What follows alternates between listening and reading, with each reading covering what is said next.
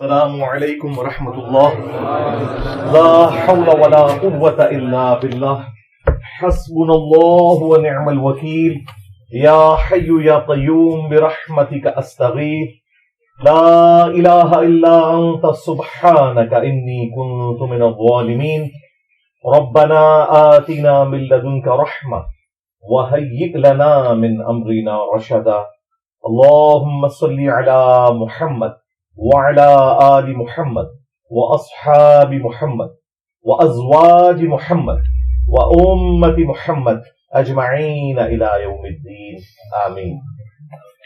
الحمد لله رب العالمين والصلاة والسلام على سيد الأنبياء والمرسلين وعلى آله وأصحابه أجمعين إلى يوم الدين. الحمد للہ آج 10 دسمبر 2023 کو سنڈے کے دن ہمارا یہ پبلک سیشن نمبر 124 ہوگا انشاءاللہ تعالی. آپ کے یہ ریئل ٹائم سوالات پرچیوں کی شکل میں میرے پاس آ چکے ہیں. انشاءاللہ انہیں ہم بعد میں ڈسکس کریں گے. پہلے کرنٹ افیئر کے طور پر ایک ایشو میں نے ڈسکس کرنا ہے. آج سے تقریباً 10 دن پہلے ڈاکٹر اسرار احمد رحمہ اللہ تعالی کی جو تنظیم ہے تنظیم اسلامی، ان کے آفیشیل پیج سے ایک ویڈیو اپلوڈ ہوئی جس میں جو ان کے اس وقت کے موجودہ امیر ہیں شجاع الدین شیخ صاحب حفظہ اللہ تعالی، ان سے ایک کوشچن پوچھا گیا اور اس کے جواب میں انہوں نے کچھ فرمایا جو ڈائریکٹلی میرے سے ریلیٹڈ تھا، کیونکہ اسی پلیٹ فارم سے متعلق اسپیسیفکلی میرا نام لے کے کوشچن پوچھا گیا. ویسے تو ان کے آفیشیل چینل جو تنظیم اسلامی کا ہے اس کو آپ وزٹ کریں تو اس سے پہلے بھی اور اس کے بعد والی بھی ویڈیوز ان کی ویورشپ سینکڑوں میں ہے. چند ایک ایسی ہیں ویڈیوز جو ہزاروں میں گئی ہیں، لیکن یہ والی جو ویڈیو ہے یہ آلموسٹ 1.25 لاکھ کراس کر گئی ہے.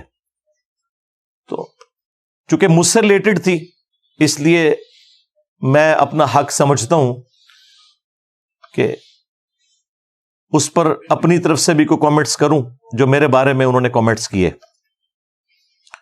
وہ ویڈیو آپ ان کے آفیشیل پیج سے جا کے دیکھ سکتے ہیں، اس میں کافی ساری باتیں انہوں نے کی ہیں. کچھ چیزوں کے جواب تو انہوں نے بڑے اچھے طریقے سے دے دیے. مثلاً مجھ سے متعلق یہ پوچھا گیا کہ انجینئر صاحب اپنے آپ کو ڈاکٹر اسرار صاحب کا اسٹوڈنٹ کہتے ہیں، تو اس کو بڑا اچھا انہوں نے کلیریفائی کیا کہ وہ اسٹوڈنٹ ان معنوں میں نہیں کہتے کہ باقاعدہ کوئی ان کے سامنے بیٹھ کے انہوں نے کوئی علم حاصل کیا ہوا ہے.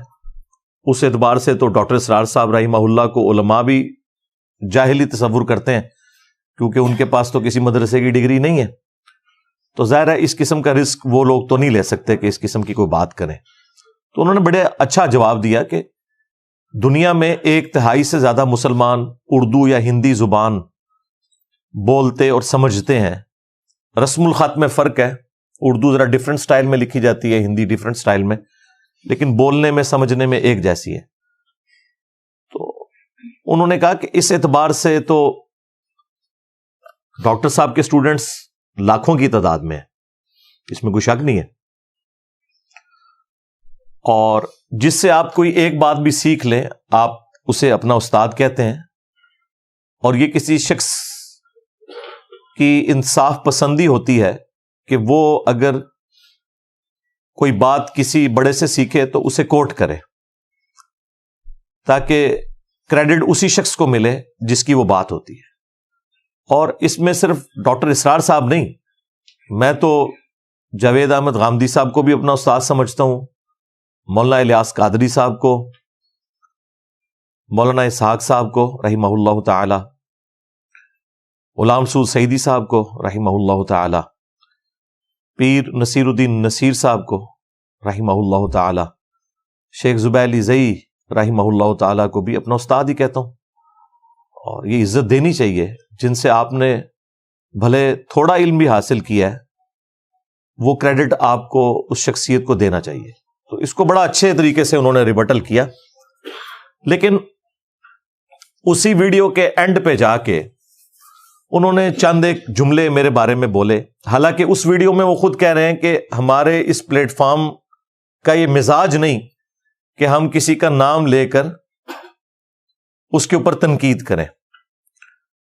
لیکن آپ کو پتا ہے کہ دنیا میں ایک ہی بندہ ہے جو سافٹ ٹارگٹ ہے مذہبی طبقے کا خصوصاً، اور وہ میں ہوں. مجھ سے متعلق بات کرتے ہوئے سارے لوگ اپنے رولز کو پسے پش ڈال دیتے ہیں. کوئی بھی آؤٹ آف کانٹیکسٹ ویڈیو کاٹنے سے باز نہیں آتا، کوئی بھی آؤٹ آف کانٹیکسٹ میری گفتگو کو کوٹ کرنے سے باز نہیں آتا. یہاں پر بھی انہوں نے میرے حوالے سے 2-3 جملے بولے، اسی کو انشاءاللہ میں رسپانس کروں گا.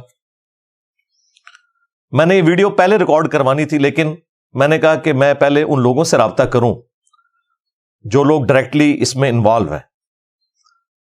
جو ان کے اینکر پرسن ہیں آصف حمید بھائی، وہ ڈاکٹر اسرار صاحب کے چھوٹے بیٹے ہیں جو ان سے کوسچن پوچھ رہے تھے. تو میں نے ان سے رابطہ کیا. ان سے پہلے بھی رابطہ رہتا ہے، کئی سالوں سے رابطہ ہے.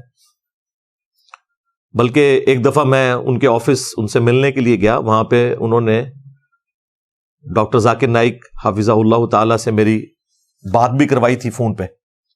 اس اعتبار سے ان سے ایک اچھا رشتہ ہے.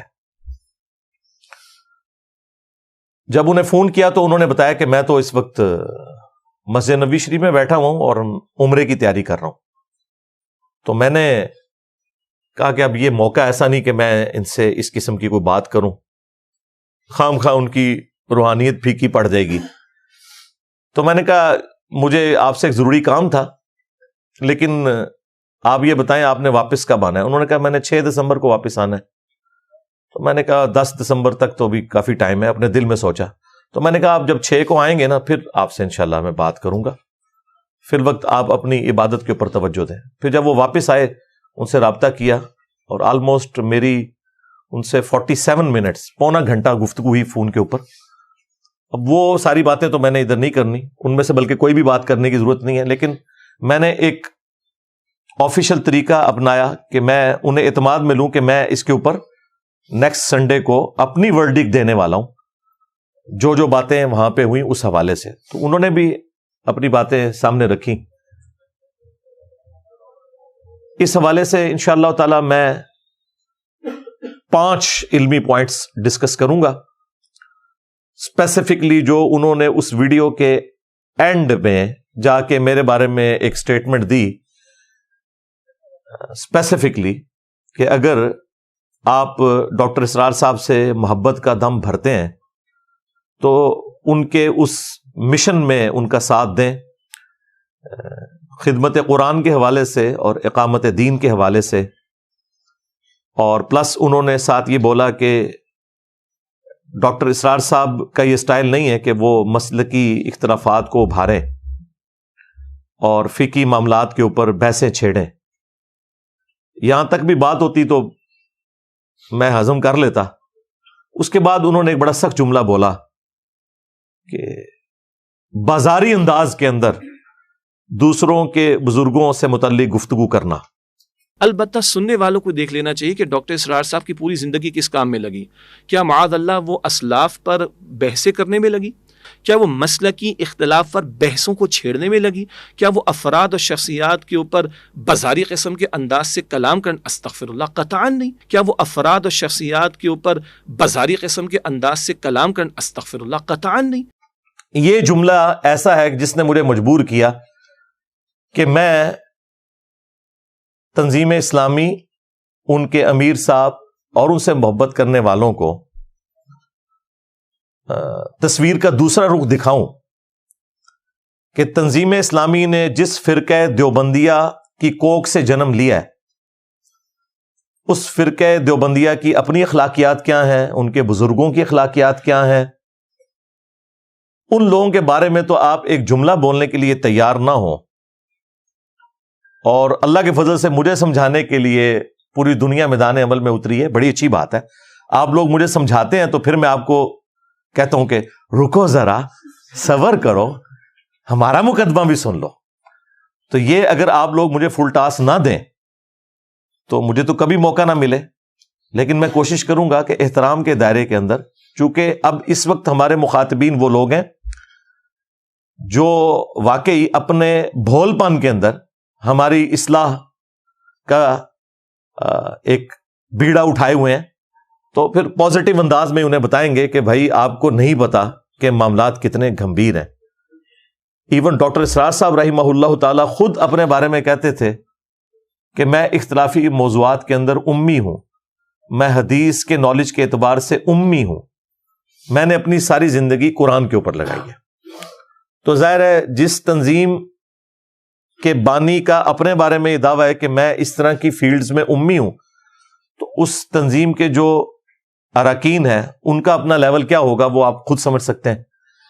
لیکن چونکہ اب میرے حوالے سے انہوں نے ایک سٹیٹمنٹ پاس کی ہے تو میں اسے انشاءاللہ 5 علمی پوائنٹس کے اندر ڈسکس کروں گا ایک انٹلیکچوئل ترتیب کے ساتھ، کیونکہ آپ کو پتا ہے میں تو معاملات کی انجینئرنگ کرتا ہوں اور ایک ایک چیز میں آپ کے سامنے انشاءاللہ لا کے رکھوں گا. لیکن تفصیل میں جانے سے پہلے ایک دفعہ دروشی پڑھ لیں. اللہم صلی علی محمد وعلی آل محمد واصحاب محمد وازواج محمد وامت محمد اجمعین الی یوم الدین آمین. ہاں جی، 5 علمی پوائنٹس جو میں نے ڈسکس کرنے تھے، ان میں سے علمی پوائنٹ نمبر 1 وہ کہتے ہیں کہ جی انجینئر صاحب مسلکی اختلافات کے اوپر بحثیں چھیڑنے کی بجائے اقامت دین کے اوپر اور قرآن کی خدمت کے اوپر کام کریں. اب انہیں کون بتائے کہ اللہ کے فضل سے آپ کے سینکڑوں سال کے بزرگوں نے جو توحید کے اعتبار سے کرپشن کی تھی اور ان کے مخالفین آٹے میں نمک کے برابر لوگ توحید کی بات امت تک نہیں پہنچا سکے، جس کا اینڈ رزلٹ سب کانٹیننٹ میں قبر پرستی کی شکل میں سامنے آیا. اللہ کا شکر ہے کہ ہمارے اس پلیٹ فارم سے 15 سال کے اندر کافی حد تک اس گندگی کا صفایا ہو چکا ہے الحمدللہ. تو یہ تو ہے ہماری قرآن کی خدمت اور توحید کی خدمت.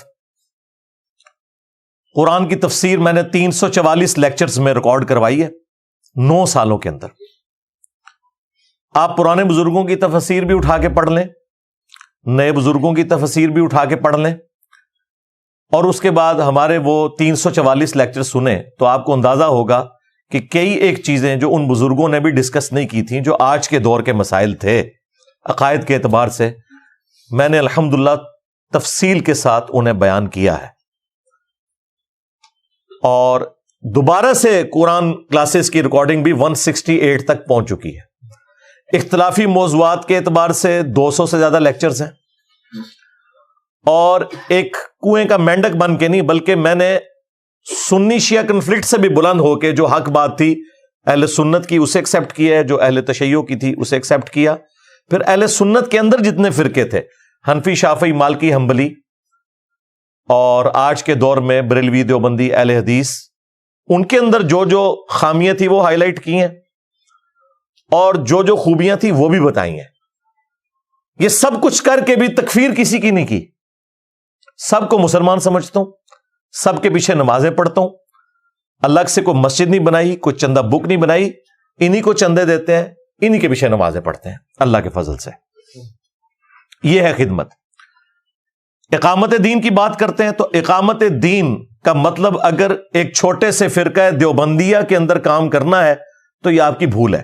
یاد رکھیے گا، جب تک قریش مکہ نے اسلام قبول نہیں کیا نا، اسلام عرب کی باؤنڈری سے باہر نہیں نکل سکا.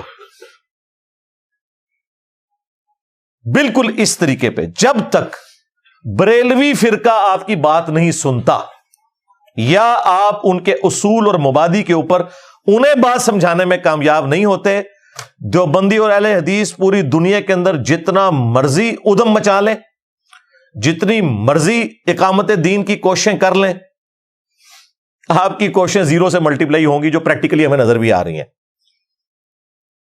کیونکہ آپ نے سب سے بڑے فرقے کو نیگلیکٹ کیا ہوا ہے. ان کے بغیر تو یہاں کچھ نہیں ہو سکتا. اور ہمارے اس پلیٹ فارم کی برکت سے الحمدللہ سب سے زیادہ حق اسی فرقے نے قبول کیا ہے جن کو آپ نے نیگلیکٹ کیا ہوا تھا. تو ایک چھوٹے سے فرقے سے اٹھنے والی تنظیم یہ سمجھتی ہے کہ ہم خلافت کے اوپر یا اقامت دین کے اوپر کام کر رہے ہیں، اور حالت یہ ہے کہ امت کی اکثریت قبروں سے مانگ رہی ہے. امت کی اکثریت اس طریقے پہ نماز پڑھ رہی ہے جو بخاری مسلم میں لکھا ہی نہیں ہوا. تو اقامت دین تو یہاں سے سٹارٹ ہوگی نا کہ قرآن کی توحید بیان ہو، اور توحید کے بعد جو سب سے اہم چیز ہے نماز، اس کا طریقہ صحیح بخاری اور صحیح مسلم سے سیکھے. تو اللہ کے فضل سے ہمارے پلیٹ فارم سے یہ والا کام ہو رہا ہے. اور جو سب سے بڑی بدعت اس امت کی، جسے سب نیگلیکٹ کرتے رہے، جتنی خلافت والی تنظیمیں ہیں، جتنا دین کے اوپر کام کرنے والی جماعتیں ہیں، فرقہ واریت کو پروموٹ انہوں نے ضرور کیا، فرقہ واریت کے خلاف علم بلند نہیں کیا. سب سے بڑی بدعت اس امت کی فرقہ واریت ہے. یہ ہو ہی نہیں سکتا کہ فرقہ واریت کو ایڈریس کیے بغیر کوئی شخص اقامت دین کرے یا خلافت کا نظام قائم کرے، کیونکہ پاکستان میں اکثریت بریلویوں کی ہے. اگر یہاں بریلویوں کی حکومت آتی ہے تو میرے بھائی خلافت کے اوپر کام کرنے والی تنظیمیں ان کے نزدیک واجب القتل ہیں، کیونکہ وہ انہیں دیوبندیوں کو اور اہل حدیث کو گستاخ رسول سمجھتے ہیں. اقامت دین پھر سٹارٹ ہی آپ سے ہوگا. ہاں، یہ ذہن میں رکھیے گا. آپ کے بزرگوں کی قبریں بھی ملیا میٹ کریں گے اور اپنا ہر نانگا بابا ڈھونڈ ڈھونڈ کے اس کے مزار بنائیں گے وہ.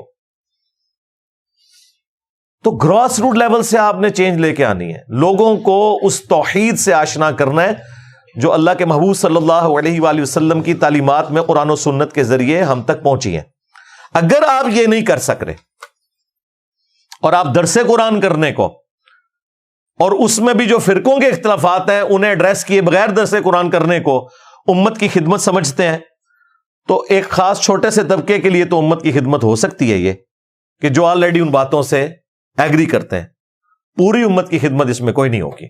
تو اللہ کے فضل سے اقامت دین کے حوالے سے، خدمت قرآن کے حوالے سے، اور بالخصوص امت کی سب سے بڑی بدعت یعنی فرقہ واریت، اس کے خلاف اگر علم کسی نے بلند کیا ہے تو وہ الحمدللہ اس پلیٹ فارم سے بلند ہو رہا ہے. باقی تبلیغی جماعت ظاہر ہے دیوبندیوں کی جماعت ہے، دعوت اسلامی ظاہر ہے بریلویوں کی جماعت ہے، جماعت الدعوہ ظاہر ہے اہل حدیث کی جماعت ہے. تنظیم اسلامی اور جماعت اسلامی مینلی فرقہ دیوبندیہ کی کوک سے انہوں نے جنم لیا. اسی لیے آپ کو بریلوی علماء ان کے پلیٹ فارم کے اوپر نظر نہیں آئیں گے. ایک دو بار غلطی کر کے مفتی منیر صاحب چلے گئے تھے، اب ذرا ان کو لا کے ممبر پہ بھی آپ بٹھائیں، کبھی بھی نہیں آئیں گے وہ. اسی لیے آپ کو ان کے سٹیجز کے اوپر یا دیوبندی نظر آئیں گے یا چاند ایک ماڈریٹ قسم کے اہل حدیث، ورنہ اہل حدیث بھی ان کو مسلمان بھی کوئی نہیں سمجھتے. وہ تو وحدت الوجود کی سے ڈاکٹر اسرار کو تو مشرک سمجھتے ہیں. میں نے اللہ کے فضل سے ڈاکٹر اسرار صاحب کا دفاع کیا تھا الحمدللہ. صرف دیوبندی فرقہ پیچھے بچتا ہے، اور اس میں بھی جو سخت قسم کے دیوبندی ہیں وہ بھی ان کو ایکسیپٹ نہیں کرتے. تو ایک چھوٹے سے فرقہ دیوبندیہ کا بھی چھوٹا سا حصہ، اس کی ریپرزینٹیٹو جماعت یہ کیسے کہہ سکتی ہے کہ ہم خلافت کے اوپر کام کر رہے ہیں؟ آپ یہ کہ خلافت دیوبندیہ کے اوپر کام کر رہے ہیں. سیدھی سی بات ہے، اس میں کوئی ڈھکی چھپی بات نہیں ہے. لیکن یہ حقائق ہے، اس کو بیان کرنے کے لیے جرأت چاہیے اور سننے کے لیے بھی جرأت چاہیے. تو اللہ کا شکر ہے یہ جو امیر تنظیم نے مشورہ دیا الحمدللہ آلریڈی میں اسی کے اوپر گامزن ہوں. رہا یہ مسئلہ کہ میں اپنے استادوں سے اختلاف کرتا ہوں، مولانا مودودی رحمہ اللہ، مولانا اسحاق صاحب رحمہ اللہ یا ڈاکٹر اسرار صاحب رحمہ اللہ، تو میں علمی دلائل کی روشنی میں، قرآن و سنت کی روشنی میں اختلاف کر رہا ہوتا ہوں، اور اس میں حتی الامکان کوشش کرتا ہوں کہ ہیومن ڈگنیٹی ان کی وائلیٹ نہ ہو، ایٹ لیسٹ ان بزرگوں کے بارے میں. اب اس اختلاف رائے سے کوئی یہ سمجھتا ہے کہ میں ان کے خلاف ہو گیا ہوں، تو یہ اس کی بھول ہے. خام خواہ اپنا لقمہ میرے منہ میں ڈالنے کی کوشش تو نہ کرے. ہم نے پہلے بھی اختلاف کیا، آئندہ بھی کریں گے.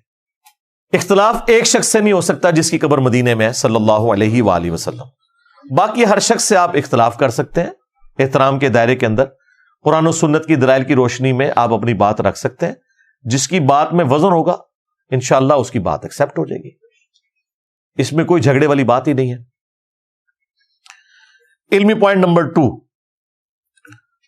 جہاں تک علماء سو کا تعلق ہے، یعنی وہ علماء جو شیطان کے ہتھے چڑھ جاتے ہیں، یعنی کہ فرقہ دیوبندیہ کے نزدیک بریلوی اور اہل حدیث علماء، یعنی کہ فرقہ بریلویہ کے نزدیک دیوبندی اور اہل حدیث علماء، یعنی کہ اہل حدیث علماء کے نزدیک دیوبندی اور بریلوی علماء،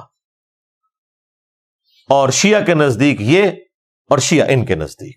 ظاہر ہے علماء سو کی ڈیفینیشن تو یہی ہے نا کہ آپ اپنے والوں کو علماء حق کہیں گے، مخالفین کو علماء سو کہیں گے. اور اس میں جو ڈاکٹر اسرار صاحب جیسے ماڈریٹ لوگ ہیں، ان کی بھی کبھی جرت نہیں ہوئی کہ احمد بریلوی کو وہ اعلی حضرت بریلوی رحمہ اللہ کہہ سکیں. نہیں، احمد بریلوی مرحوم کہتے ہیں، لیکن وہی ڈاکٹر اسرار صاحب آپ کو اشرف علی تھانوی رحمت اللہ علیہ کہتے ہوئے سنائی دیں گے.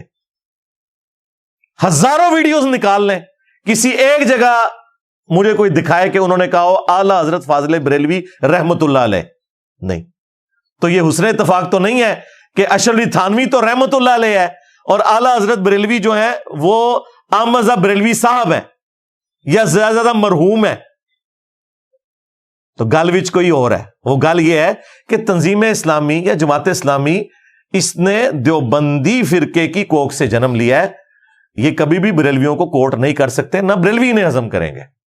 وہ تو جو ان کے بارے میں گفتگو کرتے ہیں وہ تو بیان بھی نہیں کی جا سکتی کیمرے میں. لیکن جو لوگ کہہ رہے ہیں امت لیول کا کام کرتے ہیں، ان کی بھی جرت نہیں کہ کبھی اس طرح کی بات کر جائیں. کبھی بھی نہیں کریں گے، کیونکہ انہیں پھر اپنے فرقے سے جن کی مساجد میں انہوں نے درس دینے ہیں وہاں سے جب نکال دیں گے تو ان کے پلیٹ فارم تو ختم ہو جائیں گے. وہ کب ایسا رسک لے سکتے ہیں؟ پھر صرف یوٹیوب کے بری کام ہوگا ان کا. تو اس لیے وہ کبھی بھی اس طرح کا رسک نہیں لیتے. تو علماء سو کے حوالے سے ڈاکٹر اسرار صاحب کا جو موقف تھا، یہ میں امیر تنظیم جو اس وقت کے ہیں ان کو مخاطب کر کے اور ان کی جماعت کے لوگوں کو یہ کہنے لگا ہوں کہ جو زبان ڈاکٹر اسرار صاحب نے علماء سو کے بارے میں استعمال کی ہے، اس کے اوپر میں الگ سے 2-3 گھنٹے ان کے ویڈیو کلپس لگا کے بھی ویڈیو ریکارڈ کروا سکتا ہوں. لیکن میں نمونے کے طور پر جو بیان القرآن انہوں نے ریکارڈ کروایا،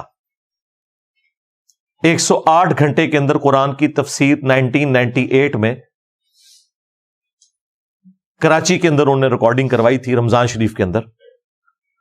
اور وہ ریکارڈنگ وہ ہے جو انہوں نے پوری ایک توجہ کے ساتھ ریکارڈ کروائی، پورے اہتمام کے ساتھ ریکارڈ کروائی، اور اس میں جگہ جگہ کٹنگز بھی موجود ہیں جہاں انہوں نے سخت جملے بولے. اور میرے پاس وہ ویڈیوز بھی ہیں جو بغیر کٹنگ والی ہیں، لیکن میں وہ بددیانتی نہیں کروں گا کہ میں اسے اپلوڈ کروں. وہ شروع میں انہوں نے غلطی سے اپلوڈ کر دی. وہاں جو کچھ اہل حدیث کے بارے میں، جو کچھ بریلویوں کے بارے میں ڈاکٹر اسرار صاحب نے زبان استعمال کی ہوئی ہے نا، وہ کیمرہ سن بھی نہیں سکتا. میرے پاس وہ والی ریکارڈنگ بھی پڑی ہوئی ہے. لیکن یہ بددیانتی ہوگی کہ جس ریکارڈنگ کو انہوں نے خود ہٹا دیا میں اسے جان بوجھ کے یہاں پہ دکھاؤں. جو ان کی آفیشیل ریکارڈنگ کٹنگ والی ہے نا، جو اس وقت دنیا میں چل رہی ہے ڈی وی ڈیز کی فارم میں، بلکہ میں نے تو ڈی وی ڈیز کا سیٹ جو لیا تھا اس پہ ڈاکٹر اسرار صاحب سے میں نے سگنیچر کروائے تھے. ڈاکٹر صاحب واکنٹ آئے ہوئے تھے ڈاکٹر فرحت ہاشمی کی دعوت کے اوپر، تو وہاں سے میں نے وہ ڈی وی ڈیز خریدی تھی. تو میرے پاس آج بھی موجود ہے، انہوں نے اپنے سگنیچر کر کے مجھے دیے تھے. بعد میں تو خیر میری تفصیلی ملاقات بھی ان سے ہے 13 جون 2008 کو، بلکہ یہ 13 جون 2008 والی ملاقات پہلے ہے اور واکنٹ والا ان کا ٹرپ بعد کا ہے. اس کی الگ سے ویڈیو ریکارڈ ہے، اس میں جتنی گفتگو ہوئی تھی وہ آپ دیکھ سکتے ہیں. 1 ملین سے زیادہ لوگ اس ویڈیو کو دیکھ چکے ہیں. تو جو اس وقت اسٹیبلشڈ بیان القرآن موجود ہے اس کے اندر ڈاکٹر اسرار صاحب نے جو جملے علماء سو کے بارے میں بولے ہیں میں وہ آپ کو نہ صرف کوٹ کروں گا بلکہ اس کے ویڈیو کلپس بھی بیچ میں ڈالوں گا. کوئی یہ بھی کہہ سکتا ہے کہ انجینئر صاحب اپنی طرف سے ڈاکٹر اسرار صاحب کے بارے میں بات کر رہے ہیں. بعض بیچارے جو نوخیز لڑکے نئے نئے تنظیم کے ساتھ جڑتے ہیں تو وہ سمجھتے ہیں کہ ہم ڈاکٹر صاحب کے اوپر جھوٹ باندھ رہے ہیں. تو ان کی تسلی کے لیے بھئی آپ کو ڈاکٹر صاحب سے اٹیچ ہوئے کتنا عرصہ ہوا ہے, اور مجھے ویڈیوز ان کی دیکھتے ہوئے 15 سال سے زیادہ ہو چکا ہے. مجھے تو بیان القرآن میں جہاں جہاں انہوں نے قرآن حکیم کی تلاوت کے دوران غلطیاں کی ہیں وہ جگہ بھی پتہ ہے, لیکن میں نے کبھی کو کلپ اس کا کاٹ کے اپلوڈ نہیں کیا. غلطی لگ سکتی ہے, چھوڑ دیں. ابھی دیوبندیوں کے منہ کے اوپر اتنی بڑی کالک ملی گئی ہے. فلسطین کانفرنس کے اندر پلانٹ ارتھ پہ جو دیوبند کے سب سے بڑے مفتی ہیں, جن کو یہ مفتی اعظم پاکستان بھی کہتے ہیں, شیخ الاسلام کہتے ہیں, مفتی تقی عثمانی صاحب حافظہ اللہ تعالی. اور یہ میں ان کے اوپر ٹونٹ نہیں کر رہا, بشری تقاضا کسی سے بھی ہو سکتا ہے. میں ان کے ماننے والوں کے اوپر ٹونٹ کر رہا ہوں جو اس بنیاد کے اوپر کسی کے بارے میں کہہ دیتے ہیں جی قرآن پڑھنا نہیں آتا. انہوں نے قرآن کی ایک آیت جو مشہور زمانہ آیت تھی, سورہ توبہ کی آیت نمبر 24, اس میں کم از کم 4 جگہ پہ غلطی کی ہے ایک آیت کے اندر. لکمے دے کے بھی ان کی غلطی درست نہیں ہوئی پیچھے سے, پھر اینڈ پہ انہوں نے صرف ترجمے بیان کر دیا. اب ہم کیا ان کا مذاق اڑانا شروع کرتے ہیں؟ نہیں, غلطی لگ سکتی ہے.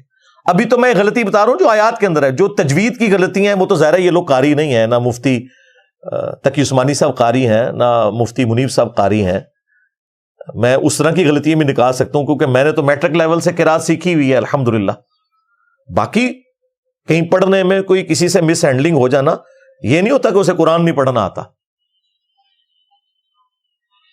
تقی عثمانی صاحب کو پھر ہم کیا اس طرح کی بات کریں گے؟ تو اس طرح کی مس ہینڈلنگ, لیکن میں نے کبھی وہ چیزیں اس طریقے سے ویڈیو میں نہیں دکھائی.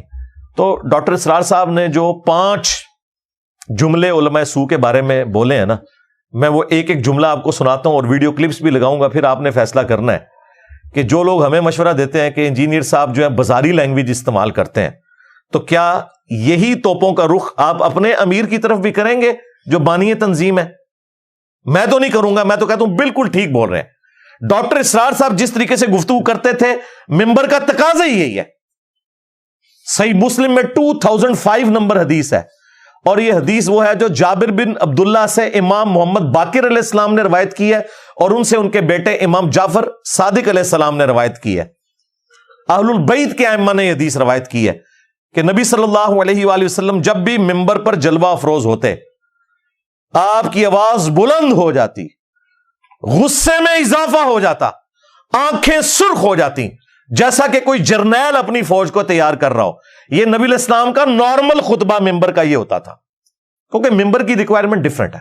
ہاں ویسے بیٹھ کے مجھ سے بات کریں تو وہ اور بات ہے, لیکن جب آپ ممبر پہ بیٹھتے ہیں تو پھر یہ ممبر کا تقاضا ہے کہ آپ کی آواز بلند ہو جائے, آنکھیں سرخ ہو جائیں, غصے میں اضافہ ہو جائے. تو نبی علیہ السلام کے جمعے کے یا عید کے خطبے کا سٹائل طارق جمیل سٹائل یا غامدی سٹائل نہیں ہوتا تھا, ڈاکٹر اسرار سٹائل ہوتا تھا. اور یہ کوئی بدتمیزی پہ مبنی سٹائل نہیں بلکہ سنت سٹائل ہے. اب آپ کو سنت سکھائی نہیں گئی, آپ کو پتہ ہی نہیں قرآن و سنت میں کیا لکھا ہوا ہے, تو آپ کو تو یہی لگنا ہے. آپ نے چند رسومات کا نام دین رکھ لیا ہوا ہے. تو اب وہ ڈاکٹر اسرار صاحب کے 5 جملے میں آپ کو بتاتا ہوں. نمبر 1, ڈاکٹر صاحب نے فرمایا علماء سو دنیا کے کتے ہیں. کتے کا ورڈ یوز کیا ہے. علماء سو کیوں وجود میں آتے ہیں؟ جب وہ دنیا کے کتے بن جائیں گے تو دین کو بدنام کرنے والے ہوں گے. بظاہر دینی مناسب ہیں لیکن اصل میں ان کے پردے میں دنیا داری کی جا رہی ہے. نمبر 2, آسمان دنیا کے نیچے سب سے بدترین مخلوق علماء سو ہے. جو شخص دین کی خدمت میں لگا ہوا ہے, اب اسے فرض کیجئے کوئی ہدیہ دے رہا ہے, کوئی اس کو اگر فرض کیجئے تحفہ دے رہا ہے یا کسی طریقے سے, تو دین کے لیے دے رہا ہے. اگر یہ لوگ بھی اپنے پاس دولت جمع کریں, اگر یہ اپنی جائیدادیں بنائیں, تو یہ بدترین انسان ہے آسمان کی چھت کے نیچے کے. ظاہر ڈاکٹر صاحب جب علماء سو کہہ رہے ہیں تو وہ کس کو کہہ رہے ہوں گے؟ مطلب کوئی کسی خلائی مخلوق کو تو نہیں کہہ رہے نا, اسی پلانٹ کے اوپر آباد ہے نا وہ مخلوق. کس کو کہہ رہے ہوں گے وہ؟ اب مجھے بتانے کی ضرورت نہیں ہے. ظاہر ہے انہی کو کہہ رہے ہیں کہ جن کو وہ رحمت اللہ علیہ کہتے ہوئے ڈرتے ہیں. جن کو وہ رحمت اللہ علیہ کہہ رہے ہیں ان کو تو نہیں کہہ رہے ہوں گے. نمبر 3, انہوں نے فرمایا کہ قرآن کے اندر بھی علماء نے تحریف کر دی ہے, صرف قرآن کا ٹیکسٹ باقی ہے جو عربی ٹیکسٹ ہے. قرآن کے مفہوم میں اور تفسیر میں علماء نے تحریف کر دی ہے. یہ علماء کے فضائل ڈاکٹر اسرار صاحب نے بیان کیے. ہمارے بھی بہت سے علماء کا علماء سو جنہیں ہم کہتے ہیں حال یہ ہو چکا ہے, خود بدلتے نہیں قرآن کو بدل دیتے ہیں. ہوئے کس درجہ فقیہان حرم بے توفیق. جو صورتحال ہے صرف قرآن کا متن بچا ہوا ہے, اس کے مفہوم میں, اس کی تفسیر میں, اس کے ترجمے میں تو تحریفیں موجود ہیں, بڑی بڑی تحریفیں موجود ہیں. متن بچا ہوا ہے, وہ اس لیے کہ اللہ تعالیٰ نے اس کی حفاظت کا ذمہ لیا ہے. نمبر 4, انہوں نے کہا کہ علماء حق اور علماء سو میں فرق کرنے کے لیے لٹمس ٹیسٹ یہ ہے کہ جو بھی عالم دین اپنے دینی کیریئر کے انجام پر دولت اور جائیداد چھوڑ کر مرے تو اس میں کوئی شک ہی نہیں وہ علماء سو میں سے ہے. میرے نزدیک آج بھی اگر آپ جاننا چاہیں علماء حق کون ہے اور علماء سو کون ہے تو لٹمس ٹیسٹ یہ ہے, جو شخص اپنے دینی کیریئر کے نتیجے میں پھر جائیداد بنا کر اور دولت چھوڑ کر مرا ہو وہ علماء سو میں سے لا محالہ, اس میں کسی شک و شبے کی گنجائش نہیں. لو جی, ڈاکٹر صاحب نے تو تھوڑے سارے مولوی پھڑکا چڑھے تھے. مرنے کے بعد زندگی میں ان کے ایسٹس دیکھیں, تنخواہیں 10-10, 20-20 ہزار اور گاڑیاں اور ڈرائیور رکھے ہوئے. ڈاکٹر اسرار صاحب نے جو ڈیفینیشن کی ہے نا اس کے تحت تو یہ سارے کے سارے علماء سو ہیں, جن کو آپ علماء حق یا پنجابی میں علماء حقا یا ہمارے ایک دوست علماء حقا کہتے ہیں, جن کو سمجھ رہے ہیں نا, وہ بھی سارے کے سارے ڈاکٹر صاحب کے نزدیک, کیونکہ انہوں نے کہا لٹمس ٹیسٹ ہے کہ وہ دینی کیریئر کے انجام پہ. تو میں کسی عالم کا نام نہیں لیتا, جس کو آپ بڑے سے بڑا عالم سمجھتے ہیں نا, ذرا بتائیں کہ ان کے پاس کون سی کمپیٹنسی ہے, انہوں نے کس کاروبار کے اندر محنت کی, کون سی ایسی نوکری کر لی کہ ان کے پاس کروڑوں اور اربوں کی جائیدادیں ہیں. سب کا سب وہ چندہ بک سے کھاتے ہیں. اور دیکھیں ادھر وہ بندہ بیٹھا ہے جو اپنی جیب سے آپ کو کھلاتا ہے. کوئی چندہ بک نہیں, کوئی مسجد نہیں, کوئی مدرسہ نہیں, چندے تمہیں دیں, نمازیں تمہارے پیچھے پڑھے, اور پھر تم سے یہ باتیں ہم سنیں کہ انجینئر صاحب نے فرقہ لانچ کر دیا. فرقوں کا ایک گند ہے نا, جو کوئی ایک گند میرے اندر ثابت کرو. اور 5ویں نمبر پہ ڈاکٹر صاحب نے فرمایا کہ آج کی جو نوجوان نسل ہے یہ دین سے متنفر صرف اس وجہ سے ہے کہ انہوں نے علماء کا کردار دیکھ لیا ہے, اور وہ یہ سوچتے ہیں کہ وہ علماء جو قرآن و سنت پیے ہوئے ہیں, یہ جملہ ہے ان کا, کہ یہ تو قرآن و سنت پیے ہوئے ہیں اور یہ بھی دنیا کے کتے بنے ہوئے ہیں اور آپس میں اسی طریقے سے لڑتے پھرتے ہیں جس طرح دنیا دار لوگ. پھر وہ کہتے ہیں کہ اگر قرآن و سنت پینے والے لوگوں کا یہ حال ہے تو ہم بھی دین پر چلے تو اسی قسم کے مسلمان بنیں گے. یہ چیز لوگوں کو, نوجوان نسل کو دین سے متنفر کر دیتی ہے. جب اللہ تعالیٰ کسی امت کو کتاب دیتا ہے اور اس امت کے اندر جو ہے پھر وہاں کے نوجوان فرض کیجئے 3ری 4تھی 5ویں نسل میں آ کر دیکھتے ہیں کہ جو اس کتاب کے عالم ہیں, پڑھنے پڑھانے والے ہیں, آپس میں دست و گریبان ہیں, لڑ رہے ہیں, ان کی زندگیوں کو بھی ہم دیکھتے ہیں تو وہ بھی اسی طرح کے دنیا دار ہیں جیسے ہم ہیں, تو ان کا اعتماد کتاب پر سے اٹھ جاتا ہے کہ ہم نے تو یہ کتاب پڑھی نہیں, انہوں نے پڑھی ہوئی ہے, یہ تو اس کتاب کو پیے ہوئے ہیں اور پھر ان کا کردار یہ ہے. تو کیا ہے اس کتاب میں, پھر ذرا نوٹ کیجئے اس کو. وَإِنَّ الَّذِينَ أُورِثُوا الْكِتَابَ مِن بَعْدِهِمْ لَفِي شَكٍّ مِّنْهُ مُرِيبٍ. ان کے اندر شکوک و شبہات, ریب پیدا ہو جاتے ہیں. لو جی, کوئی فضیلت رہ گئی باقی علماء دی؟ تو یہ ڈاکٹر صاحب کی میں ساری ویڈیوز انشاءاللہ اٹیچ کروں گا تاکہ اگر کسی کو وہم آئے نا تو وہ نکل جائے اللہ کے فضل سے. باقی اگر مجھ سے پوچھیں تو میں ڈاکٹر صاحب کی ہر بات کے ساتھ ایگری کرتا ہوں قرآن و سنت کی روشنی میں. جو انہوں نے کتے والی بات کی, بالکل اللہ تعالیٰ نے سورۃ الاعراف کی آیت نمبر 175 اور 176 میں بلعام بن بعورہ المستدرک للحاکم میں حدیث موجود ہے, ابن مسعود رضی اللہ تعالیٰ عنہ کا قول, یہ ایک یہودی عالم تھا بلعام بن باعورہ. بلعام بن باعورہ بھی بولا جاتا ہے, بلعام بن باعورہ بھی, یہ دونوں پروننسیشنز چل رہی ہیں. اس کے بارے میں نازل ہوئی کہ علم والا تھا لیکن دنیا کی محبت میں ڈوب گیا. تو اللہ تعالیٰ نے فرمایا اس کی مثال اب کتے کی سی ہے. جیسے کتا زبان ہانپ رہا ہوتا ہے, خواہ اس پہ بوجھ ڈالیں یا نہ ڈالیں, اس کی زبان ہر وقت باہر رہتی ہے, رال اس کی ٹپکتی رہتی ہے. تو اللہ تعالیٰ نے علماء سو کے لیے کہا کہ کتے کی مثال ہے جو زبان ہانپ رہے. اور پھر نبی صلی اللہ علیہ وآلہ وسلم نے بھی علماء سو کے لیے کتے کی مثال بیان کی ہے. علماء سو سے مراد ڈاکٹر صاحب نے جو ڈیفینیشن کی ہے نا, تو شاید ڈاکٹر صاحب ہی بچتے ہیں. میں وہ ویڈیوز لگا دیے اسی لیے تاکہ آپ کو سمجھ آ جائے. تو یہ علماء سو کے ساتھ جو سو ہے نا, یہ برکت کے لیے لگا ہوا ہے, صرف علماء ہی سمجھیں اس کو, تھوڑے کو بہت سمجھے. تو سنن نبی داؤد میں حدیث ہے, نبی علیہ السلام نے فرمایا میری امت کے 72 فرقے جہنم میں جائیں گے, صرف ایک گروہ جو ہے نا وہ حق پہ ہوگا, الجماع, جو امت کی مین سٹریم ہے. اور میری امت میں فرقوں میں ایسی ایسی بدعتیں پیدا ہوں گی گویا کہ باولا کتا اگر کسی کو کاٹ جائے تو اس کے ایک ایک ریشے میں اس کا زہر پہنچ جاتا ہے نا, اس طرح میری امت کے فرقوں میں ایسے فرقے بھی ہوں گے ان کے ایک ایک ریشے میں وہ زہر پہنچ جائے گا.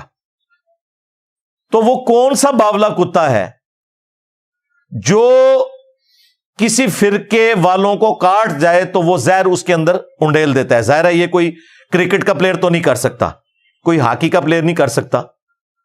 یہ کتا وہ ہوگا کہ جو آپ کو جمعے والے دن رسول اللہ کے ممبر کے اوپر نظر آتا ہے اور اس ممبر پہ بیٹھ کے آپ کو جھوٹی قصہ کہانیاں اور شرک پہ مبنی واقعات سناتا ہے, قرآن و سنت کے خلاف تعلیمات دیتا ہے, حتیٰ کہ یہاں تک کہتا ہے کہ قرآن و حدیث ڈائریکٹ نہ پڑھنا گمراہ ہو جاؤ گے. یہ بات کوئی یہودی کرے تو ہم اس کی زبان کھینچنے کے لیے بھی اٹھ کھڑے ہوں, لیکن اس مفتی سے ہم جمعے کے ممبر پہ جب یہ بات سنتے ہیں قرآن و حدیث ڈائریکٹ نہ پڑھنا گمراہ ہو جاؤ گے, ہم کہتے ہیں مفتی صاحب نے فرما دیا.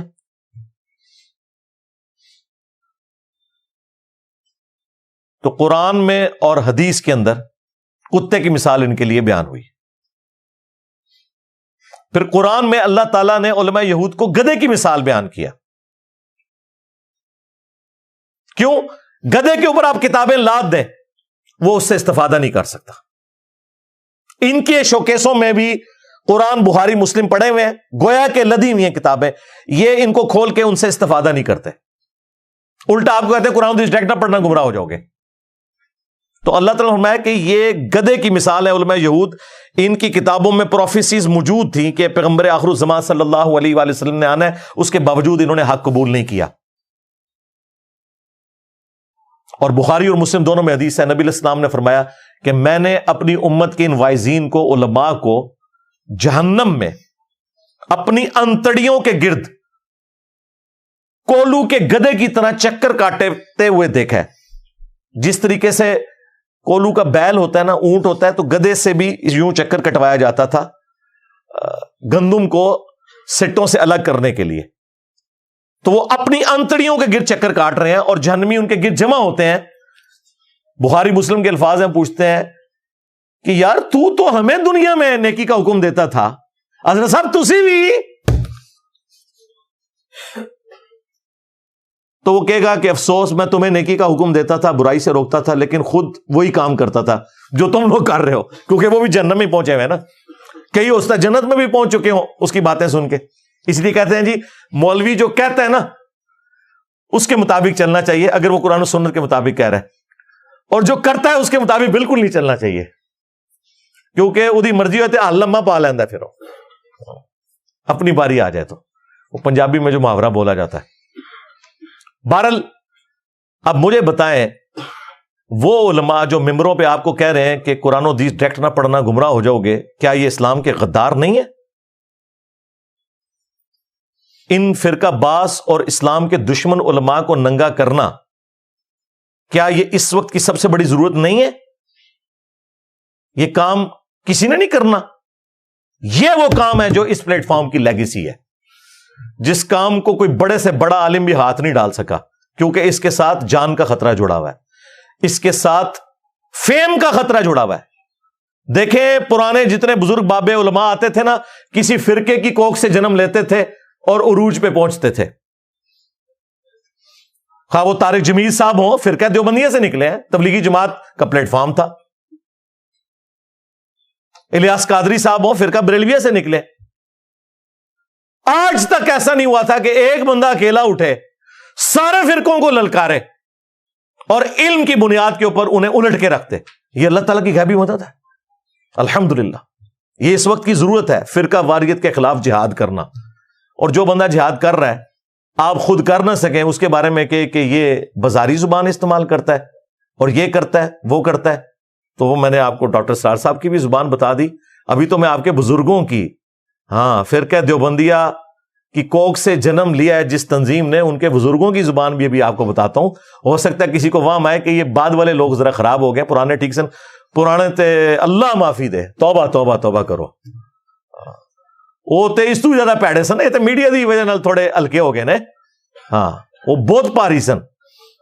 اچھا یہاں پہ میں ضمناً ایک بات عرض کروں، بعض لوگ سورۃ البقرہ سے وہ آیت لے کے آتے ہیں کہ قرآن میں لکھا ہوا ہے یضل بہ کثیرا ویہدی بہ کثیرا، تو قرآن پڑھ کے تو لوگ گمراہ ہوں گے۔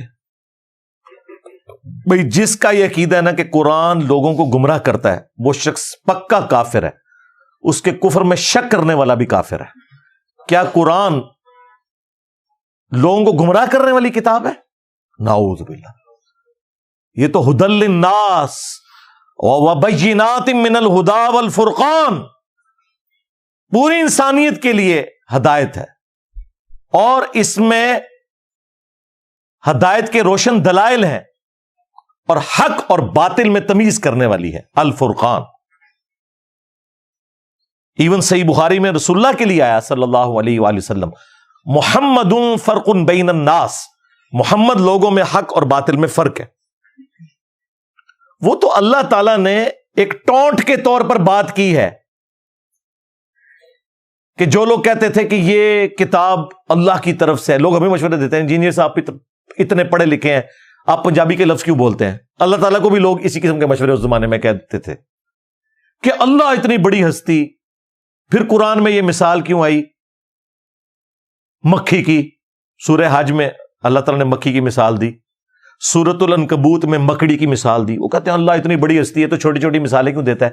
تو اللہ تعالیٰ نے اس کا جواب دیا کہ اللہ تعالیٰ اس بات سے حیا محسوس نہیں کرتا کہ وہ مچھر کی مثال دے یا اس سے بھی زیادہ کوئی حقیر چیز کی۔ کیوں؟ اللہ کا مقصد تو بات کو سمجھانا ہے، اور جو لوگ بات ماننے والے ہیں، اللہ تعالیٰ نے فرمایا کہ وہ جانتے ہیں کہ یہ حق ہے ان کے رب کی طرف سے، اور جو بات نہیں ماننے والے، ٹیڑھ پن تلاش کرنے والے لوگ ہیں، وہ کہتے ہیں اس مثال سے اللہ کو کیا ملا؟ تو اس پہ اللہ تعالیٰ نے فرمایا کہ اللہ تعالیٰ اس مثال کے ذریعے بہت سے لوگوں کو ہدایت دیتا ہے۔ ہدایت کس کو دیتا ہے؟ جو بات کو مان لے، اور بہت سے لوگوں کو گمراہ کرتا ہے، یعنی جو بات نہیں مانتے وہ خود گمراہ ہوتے ہیں، تو اللہ تعالیٰ بھی پھر انہیں گمراہ ہونے دیتا ہے۔ یہ مطلب تھا۔ یہ کہاں سے مطلب نکلا ہے کہ قرآن حدیث ڈائریکٹ نہ پڑھو گمراہ ہو جاؤ گے؟ اگر اسلامی حکومت ہو، خلافت کا نظام ہو، تو ایسے علماء واجب القتل ہیں جو کہتے ہیں کہ قرآن لوگوں کو گمراہ کرتا ہے۔ قرآن نہیں گمراہ کرتا، لوگ قرآن کو نہ مان کے خود گمراہ ہوتے ہیں۔ قرآن میں ہی کہاں لکھا ہوا تھا؟ بس مفتیوں کو، ان فرقہ بازوں کو پتا تھا ہمارے عقیدے قرآن و سنت کے خلاف ہیں، تو ہماری غلطیوں پہ پردہ ڈالنے کا طریقہ یہی ہے کہ یہ بات پبلک میں مشہور کر دو، بس۔ اس لیے سارا یہ ڈرامہ بازی انہوں نے کی۔ علمی پوائنٹ نمبر 3، جو امیر تنظیم تھے انہوں نے سورۃ الانعام کی آیت نمبر 108 میرے متعلق کوٹ کرتے ہوئے مجھے سمجھاتے ہوئے کہا وَلَا تَسُبُّوا الَّذِينَ يَدْعُونَ مِن دُونِ اللَّهِ فَيَسُبُّوا اللَّهَ عَدْوًا بِغَيْرِ عِلْمٍ، لوگوں کے جھوٹے معبودوں کو گالی مت دو ورنہ وہ لا علمی میں تمہارے سچے معبود کو گالیاں دیں گے. اندازہ کریں اس آیت کا میرے سے کیا لینا دینا تھا؟ کیا میں ہندوؤں کے خداؤں کو گالی دیتا ہوں؟ کیا میں نے کرسچنز یا جیوز نے جن لوگوں کے بارے میں غلط عقیدے کلیم کیے ہیں انہیں گالیاں دیتا ہوں؟ نہیں. ان کے بابوں کو ہاتھ ڈالتا ہوں. تو وہ کافروں والی آیت میرے اوپر لگا رہے ہیں. یہ کافروں سے متعلق کہا گیا تھا کہ ان کے جھوٹے معبودوں کو گالی نہیں دینی، یہ تمہارے سچے معبود کو گالی دیں گے. کیا بریلوی، دیوبندی، اہل حدیث، شیعہ کا معبود کوئی اور ہے اور میرا معبود اور ہے؟ ایک ہی ہے. ہاں ان معنوں میں اور ہے کہ جو کوالٹیز وہ اپنے معبود کی یا اپنے بابوں کی کلیم کرتے ہیں وہ قرآن و سنت میں نہیں لکھی ہوئی. اسی کو میں نے عرض کیا ہے کہ مرنے سے پہلے اے مسلمان کر لے اس پہ غور. کتابوں کا خدا اور ہے، بابوں کا خدا اور. خدا ایک ہی ہے، تعلیمات ڈیفرنٹ ہے. تو گویا کوئی اور ہی خدا مانے ہوئے وہ. تو یہ کافروں کے بارے میں ہے کہ ان کے جھوٹے خداؤں کو نہیں.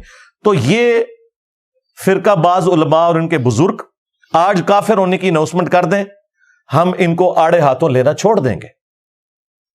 پیار محبت سے علمی اختلاف کریں گے. لیکن تم نام لو ہمارے پیغمبر کا تو بھائی غداروں کے لیے یہ آیت نہیں ہے. وَلَا تَسُبُّوا الَّذِينَ يَدْعُونَ مِن دُونِ اللَّهِ. قرآن کو ذرا سمجھو. غداروں کے لیے حضرت عمر کی تلوار ہے اور میری زبان ہے. عزتیں ویل کی تم نے اللہ اور اس کے رسول کے نام کے اوپر. چندے بٹورے اللہ اور اس کے رسول کے نام کے اوپر. عز وجل وصلی اللہ علیہ وآلہ وسلم. سواریاں سوار کی تم نے مکے اور مدینے کی آوازیں لگا کے اور پھینکی جا کے دیوبند شریف، بریلی شریف، اجمیر شریف، بغداد شریف. غدار ہو تم اپنے نبی کے. دیکھو پھر اللہ نے تم سے کیا بدلہ لیا ہے. کتنی بڑی بلا تمہارے اوپر چھوڑ دی ہے. میرے نبی سا ہے ہی کوئی نہیں، تیرے بابے تھے شاہی کوئی نہیں. اون سمجھ آئی میں کتنے کہنا وا کہ بابے تھے شاہی کوئی نہیں. ہاں یعنی چشتی رسول اللہ، تھانوی رسول اللہ والے بابے، شاہی کوئی نہیں. تو یہ بہت چھوٹا جملہ ہے. ہونا تو چاہیے تھا کہ پٹو انہوں نے قبراں، لیکن میں نے کبھی نہیں کہا. علمی اختلاف کرتا ہوں. تو یہ آیت بالکل مس کوٹ کی ہے آپ نے. آپ قرآن و سنت کا علم حاصل کریں، آپ کو پتا چلے کہ یہ آیت غداروں سے متعلق نہیں ہے، یہ کافروں سے متعلق ہے. غداروں سے متعلق یہ ہے کہ انہیں کوئی رائٹ نہیں پہنچتا کہ وہ اسلام کا نام لے کے اسلام کی پیٹھ میں چھرا گھونپے. انہیں آڑے ہاتھوں لیا جائے گا. ہاں. پھر انہوں نے دوسری آیت کوٹ کی سورہ النحل کی، ادعو الی سبیل ربک بالحکمہ والموعظۃ الحسنہ وجادلہم باللتی ہی احسن. بلاؤ اپنے رب کی طرف حکمت کے ساتھ اور اچھے واز کے ساتھ، اور مجادلہ کرو احسن طریقے سے. تو مجھے سمجھا رہے تھے کہ آپ مجادلہ احسن طریقے سے کریں. یہ بالکل اس طریقے سے ہے کہ ایک بندہ جس نے پوری زندگی گولف کی نازک سی سٹک کے ساتھ ایک نازک سے بال کو کھیلا ہو، وہ کسی کرکٹر کو یہ مشورہ دے کہ اتنے وزنی بیٹ کے ساتھ اتنی وزنی بال کو آپ نے ہٹ کیسے کرنا ہے، تو اسے کہا جائے گا بھائی تجھے تو پتہ ہی نہیں ہے، تو تو بالکل برگر اور ممی ڈیڈی بندہ ہے، تجھے پتہ ہی نہیں ہے کہ یہ مسئلہ کیا ہے، اور تو ہمیں یہ مشورہ دے رہا ہے کہ حکمت کے ساتھ اور مجادلہ کرنا ہے آسان طریقے سے. جی الحمدللہ آپ آسان طریقے سے ذرا مجادلہ کر کے بتائیں نا تھانوی رسول اللہ کے اوپر، ہاں چشتی رسول اللہ کے اوپر، تو لگ پتہ جائے گا. سرکار نہ آپ کی ہمت ہے نہ ڈاکٹر صاحب کی ہمت تھی کہ ان باتوں پہ بات کریں، ورنہ فرقہ دیوبندیہ ان کو اپنی مسجد میں درس نہ دینے دیتا. جو کام آپ کر نہیں سکتے تو اللہ کے بندوں مجھے کیوں مشورہ دے رہے ہو؟ چلو میں نے تو اپنے طریقے سے کیا، تو اسی ایک کام کر کے دسو. اور بنیادی چیز ہے، ظاہر ہے بنیادی قائد ہے، مجادلہ کرو آسان طریقے سے. تو میرا یہ دعویٰ ہے اس پلانٹ ارتھ پہ مجھ سے سافٹ بندہ ہی کوئی نہیں جو اختلافی موضوعات کے اوپر بولتا ہو. اگر کوئی ہے تو پروڈیوس کریں. اول تو بندہ ہی نہیں ملنا، اور جو ملے گا وہ کہے گا کہ دیوبندیوں اور اہل حدیث کی اذان کا کیا احترام، اے وابیاں دی اذان ہے، اس کا کیا احترام، اے تے سوراں دے سور نے. کہنا انہیں بڑے کا اخلاص منگو تو بڑے بڑے لوگ گداواں نو خیر پا ہی دیں گے. چلو جی چلیے او بھابیاں دی اذان اے تے کیڑا دے اے تے سور دے سور چلو چلیے.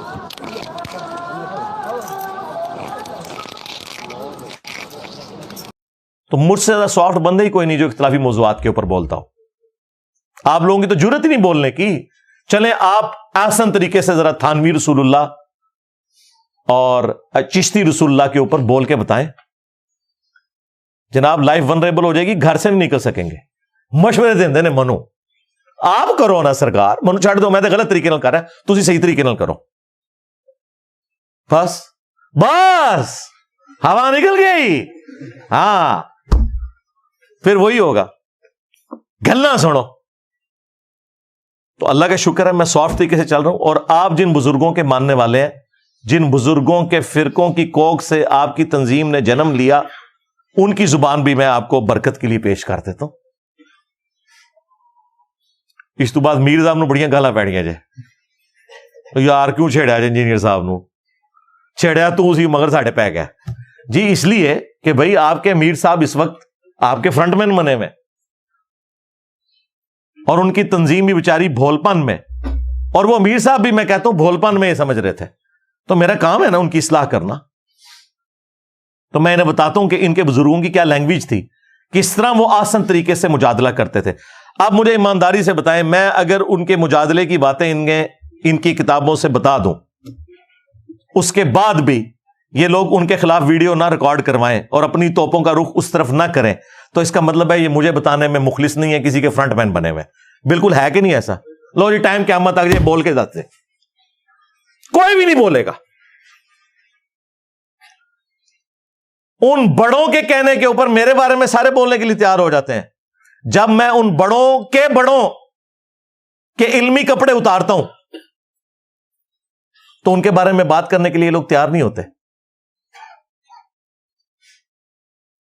تو سنیں جناب, احمد بریلوی صاحب نے جب حسام الحرمین لکھی 1905 میں, جس میں علماء دیوبند پہ انہوں نے کفر کے فتوے لگائے,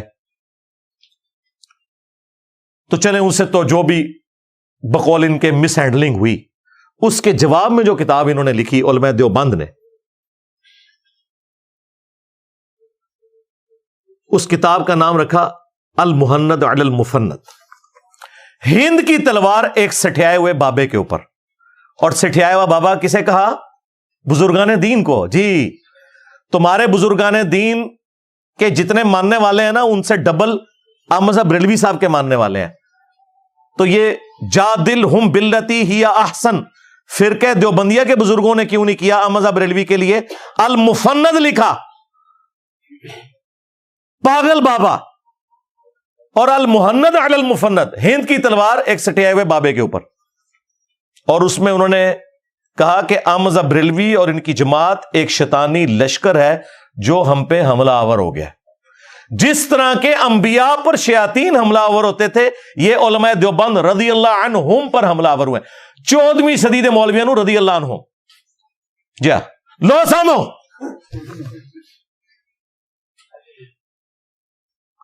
اور اس پہ اشرف علی تھانوی صاحب نے سگنیچر کیے ہوئے اپنے. 30 سے زیادہ علماء دیوبند کے اس پہ سگنیچر ہیں, بعد والوں کے بھی سگنیچر ہے. ہمارے استاد ڈاکٹر اسرار صاحب جن کو اپنا مرشد مانتے تھے, یوسف لدھیانوی صاحب, ان کے بھی اس پہ سگنیچر ہوئے ہیں.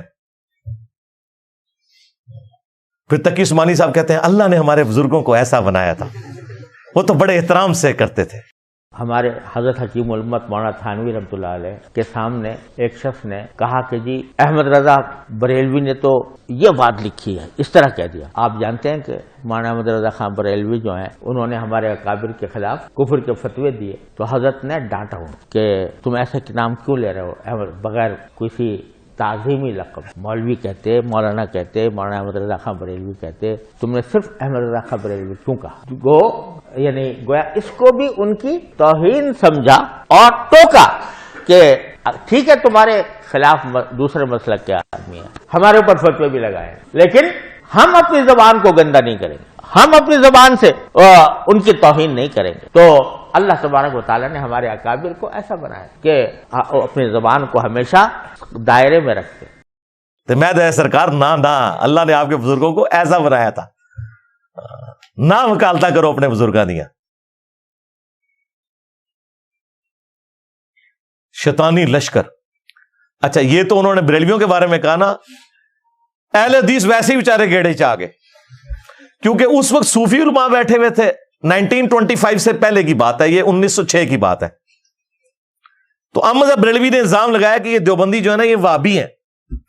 تو دیوبندیوں نے اپنی وہابیت کو ختم کرنے کے لیے, ظاہر ہے وہابیوں کو پھر گالیاں نکالنی تھی, انہوں نے اس وقت کے صوفی علماء کو لکھا جواباً کہ آپ وہابیوں کی بات کر رہے ہیں, ہم تو محمد بن عبد الوہاب اور ان کی پوری جماعت کو خوارج کا ایک فرقہ سمجھتے ہیں. خارجی. آج ریالہ میں چکر دیوبندی اہل حدیث ایک ہوئے میں. اور یہ صرف المحند میں نہیں ہے, اس سے پہلے جو ابن عابدین شامی تھا نا, جو ان کا بڑا بابا تھا, جس نے در مختار پہ حاشیہ لکھا ہے, رد المختار فتاوی شامی, جس میں اس نے بکواس لکھی ہے کہ اپنے پیشاب اور خون سے سورہ فاتحہ کا تعویذ بھی لکھا جا سکتا ہے. جی ہاں, اللہ نے آپ کے بزرگوں کو ایسا بنایا تھا. یہ وہ ابن عابدین شامی, اس نے بھی محمد بن وہاب صاحب کو خوارج کی جماعت لکھی ہے. اب یہ وجادلہم باللتی ہی احسن یہ ہے.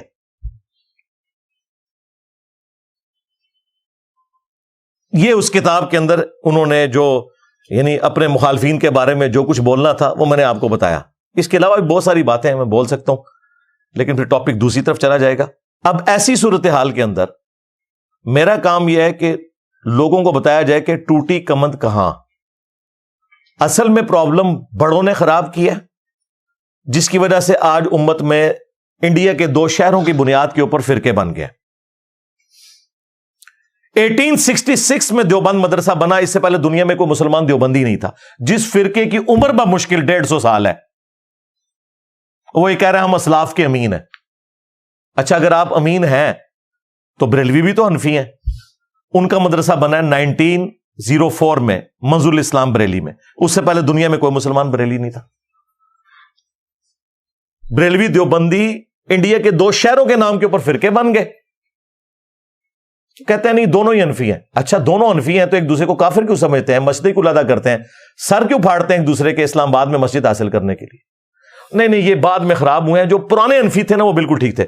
توبہ پرانے اگلوں 400 سال تک, 1517 سے 1917 تک سلطنت عثمانیہ نے خانہ کعبہ میں 4 مسلح ڈالے ہوئے تھے. ان کی کلٹ تصاویر بھی موجود ہیں. جب وہ سعودی حکومت نے مسلح اٹھوائے نا, بلڈنگز انہوں نے 1955 میں توڑی ہیں. اس وقت کی وہ تصویریں موجود ہیں, میں اٹیچ کر دوں گا. یہ جناب امت کی خدمت تھی. 400 سال تک ایک کعبے کو 4 فرقوں میں بانٹا ہوا تھا انہوں نے. کہتے نہیں امت کو جوڑا تھا. جوڑا یہ ہوا تھا کہ کہتے ہیں چاروں حق میں ایک دوسرے کے پیچھے نماز نہیں پڑھتے تھے. آج مجھے بتائیں کوئی گورا مسلمان اور وہ کعبہ شریف جائے تو وہ پہلے تو فیصلہ کرے گا یہ کعبے کے اندر 4 لدہ سے اسلام ہے. اللہ ایک, رسول ایک, قرآن ایک, یہ 4 امام ادھر کیا کر رہے ہیں؟ اس کا مطلب ہے گڑبڑ بعد میں ہوئی ہے. ہاں جی بعد میں ہوئی ہے. شاہ ولی اللہ دہلوی نے لکھا ہے کہ 4تھی صدی ہجری کے اندر تقلید, اندھی تقلید کی بدعت کا آغاز ہوا. یہ حجت اللہ البالغہ میں انہوں نے لکھا ہے. میں نے کئی دیوبندی مفتیوں کو پوچھا, ان کو بھی نہیں تھا پتا, جو کہتے ہیں ہم نے سلیکٹو پڑھی تھی حجت اللہ البالغہ. جی ہاں, شاہ ولی اللہ نے لکھا ہے سب تو وڈی بدعت امت اچ فرقہ واریت اماموں کے نام کے اوپر اندھی تقلید ہے. ان تو چھوڑے ہی کچھ نہیں. ان کا اس سے پہلے مسلمان اس کاموں میں انوالو نہیں تھے. پھر انہوں نے حنفیوں کو بھی صحیح رگڑا لگایا اس مسئلے میں. انہوں نے کہا بخاری اور مسلم کی صحت کے اوپر امت کا اتفاق ہے, ان سے بغض رکھنے والا اہل سنت سے خارج ہے. سب سے زیادہ بغض حنفی رکھتے ہیں, کیونکہ ان کی نماز کا طریقہ بخاری مسلم کے مطابق نہیں ہے. یعنی رکوع میں جاتے وقت اور رکوع سے اٹھتے وقت رفع الیدین. الٹا کوئی رفع الیدین شروع کر دے اسے کہتے ہیں انقریب قادیانی ہو جائے گا. اوے قادیانی تو تھوڑے پر آ جائے. ہاں جی, حنفی بریلوی, حنفی دیوبندی اور حنفی قادیانی. قادیانی فقہ میں حنفی ہیں, وہ بغیر رفع الیدین کے نماز پڑھتے ہیں. اور انہوں نے کیا مشہور کیا؟ جو رفلی دان شروع کرے وہ قادیانی ہو جاتا ہے. کتنا بڑا جھوٹ مشہور کیا. تو آپ لوگ ہمیں قادیانیوں کے ساتھ ملائیں تو پھر ہم تو بتائیں گے کہ قادیانی تو آپ لوگوں کے بھائی ہیں بھائی، وہ تو آپ لوگوں کے طریقے کے مطابق نماز پڑھتے ہیں. اس وقت جو ان کے مربی ہیں ان کی تو باقاعدہ ویڈیو ریکارڈ ہے کہ ہم منفی ہیں. We follow generally Imam Abu Hanifa's fatwa were very largely accepted by the Ummah, and unless we find reasons to disagree with him, we would generally follow the Fiqh Hanafiya. Investigate personally, directly. The overbearing principle should be that you follow Hazrat Imam Abu Hanifa. This is the entire attitude of Jamaat Ahmadiyya. تو دیکھ لیں اللہ کے فضل سے انہوں نے جو جو ملمہ کاری کی ہوئی تھی نا جھوٹ کی، ایک ایک کر کے اترتی جا رہی ہے اللہ کے فضل سے، الحمدللہ. تو یہ فرقہ وارانہ سارے کے سارے معاملات ان کے بزرگوں نے خراب کیے. ایک بندہ اٹھ کے سرجن والا کام کر رہا ہے، اس کو یہ کہہ رہے ہیں کہ یہ چیرا کیوں لگاتا ہے؟ بھائی سرجن کا تو کام ہی چیرا لگانا ہے. ہومیوپیتھک ادویات دینے والے واعظین وہ کسی ڈاکٹر سرجن کو گلا نہیں کر سکتے. میرے پاس تو مریض ہی وہی آتا ہے کہ جس کا علاج ہی چیرے سے ہوگا. دنیا میں کوئی ہومیوپیتھک دوائی نہیں ہے کہ اگر کسی شخص کا بائی پاس ہونے والا ہے اور وہ آپ اس کو دوائی دیں. نہ ایلوپیتھک دوائی کام آتی ہے نہ ہومیوپیتھک. وہ سیدھا ادھر گرائنڈر چلاتے ہیں، پسلیاں توڑتے ہیں، دل نکالتے ہیں، اور پھر یہ پاؤں سے ایک نس نکال کے ٹانگ میں سے ادھر فٹ کر کے اسے بائی پاس کرتے ہیں.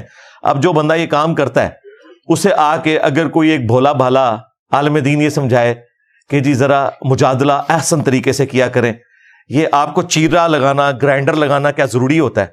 ان تمہیں پتہ ہی کسی گال دا نہیں اللہ دے بندے، میں کہہ کہاں تنوں تیرے سے ترسی کھاواں گا میں. چلو آپ کر کے بتا دیں،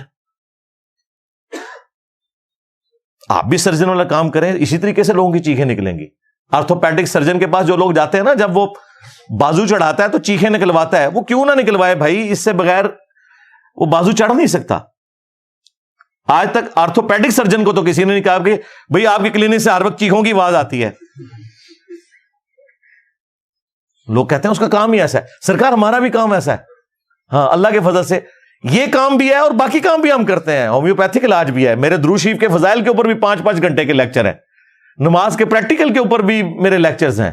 سبحان اللہ وبحمدہ سبحان اللہ العظیم کی فضیلت پہ بھی، صبح شام کے اذکار کے اوپر بھی، فرض نماز کے بعد کے اذکار کے اوپر بھی، ایک ایک ٹاپک کے اوپر. یہ تو جنرل سٹور ہے اور فری ہے بالکل.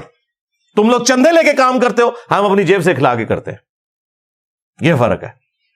تو سرجن والا کام جو کر رہا ہے اسے آپ کرنے دیں. اگر آپ نہیں کر سکتے تو یہ تو نہ کہیں کہ آپ اس طرح نہیں اس طرح کر لیں، بھائی تسی کر کے دس دو. نہیں انجینئر صاحب یہ تو بڑا مشکل کام ہے، یہ آپ ہی کر سکتے ہیں، تو پھر منو کرن دو. سیدھی جی گل ہے. علمی پوائنٹ نمبر 4 اور وہ ہے اللہ کے محبوب صلی اللہ علیہ وآلہ وسلم کی تعلیمات اس حوالے سے کیا ہیں کہ آپ نے قرآن و سنت کو فائنل اتھارٹی ماننا ہے اور بڑے سے بڑے کسی بزرگ کی کوئی پرواہ نہیں کرنی. یہ ہمارے محبوب صلی اللہ علیہ وآلہ وسلم نے ہمیں سکھایا. اس کانٹیکسٹ میں ایک آیت ہے سورہ التوبہ کی آیت نمبر 31.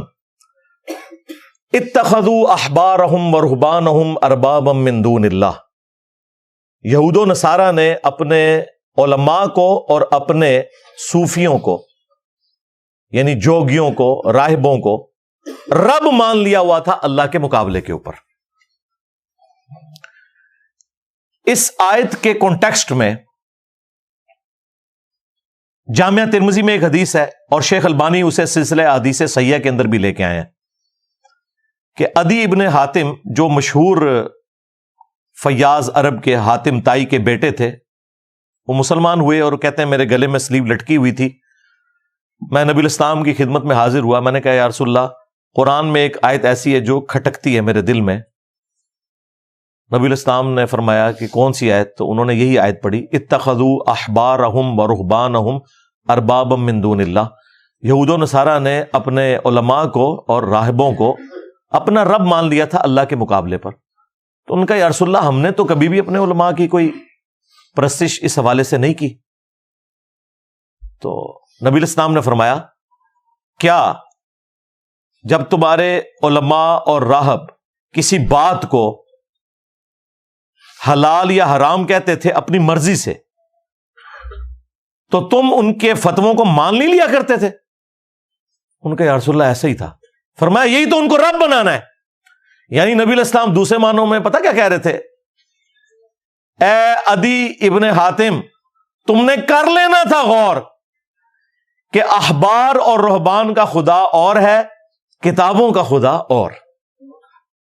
کیونکہ نبی علیہ السلام ایک عام آدمی کو کہہ رہے ہیں کہ تو نے کیوں اپنے مولویوں اور اپنے بزرگ بابوں کے فتووں کے اوپر بنیاد رکھ لی؟ تمہیں دیکھنا چاہیے تھا کہ حق بات کیا ہے. یہ نبی علیہ السلام کی بھی تعلیمات ہیں کہ مرنے سے پہلے اے مسلمان کر لے اس پہ غور، کتابوں کا خدا اور ہے، بابوں کا خدا اور. اگرچہ بابے بھی اسی خدا کے ماننے والے تھے، لیکن ان کوالٹیز کے ساتھ نہیں جو قرآن و سنت میں آئی ہیں، بلکہ ان کوالٹیز کے ساتھ جو ان کے بزرگوں نے سکھائی ہیں. ہم ان بابوں کو مانتے ہیں جو کتابوں کو مانتے ہیں. یہ بھی ہمارے بابے ہیں، لیکن دیکھیں ہم نے ان کو احترام سے یہاں رکھا ہوا ہے. ان کی کتابوں کو آج 1200 سال بعد بھی ہم رسپیکٹ دے رہے ہیں، کیونکہ انہوں نے اپنے نبی کے ساتھ غداری نہیں کی. انہوں نے قرآن و سنت کی تعلیمات ہم تک پہنچائی ہیں. تو ہم ان بابوں کو مانتے ہیں جو کتابوں کو مانتے ہیں. جو کتابوں کے غدار ہیں ان بابوں کو ہم نہیں مانتے. بالکل سیدھی سی بات ہے. تو نبی علیہ السلام کی یہ حدیث بالکل اس بات کا ثبوت ہے کہ علماء اور بزرگوں کی بات کو بغیر تحقیق کے ماننا اور اسے کاؤنٹر ویریفائی نہ کرنا یہ یہود و نصارہ کا طریقہ ہے. سورۃ الاحقاف میں اللہ تعالیٰ نے ہمارے محبوب علیہ السلام کو علمی ڈیبیٹ کرنے کا طریقہ سکھایا. ایتونی بکتاب من قبل ھذا او اثارۃ من علم ان کنتم صادقین. اے نبی اگر یہ اس قرآن کو نہیں مانتے نا تو ان سے کہو کہ اس قرآن سے پہلے کوئی اگر کتاب ہے، ایتونی بکتاب من قبل ھذا او اثارۃ من علم، یا کوئی علم کے آثار یعنی سنت چلتی آ رہی ہو، احادیث تمہارے انبیاء کی، وہ لے آؤ. اگر تم سچے ہو ان میں سے بات کرو. یہی بات آج ہم کر رہے ہیں کہ نہ میں وابی نہ میں بابی، میں ہوں مسلم علمی کتابی. علمی کتابی سے مراد نہیں کوئی علمی کتابی فرقہ ہے، مسلم ہے ہم. علمی کتابی ان معنوں میں کہ علم اور کتاب کے اوپر بنیاد ہونی چاہیے.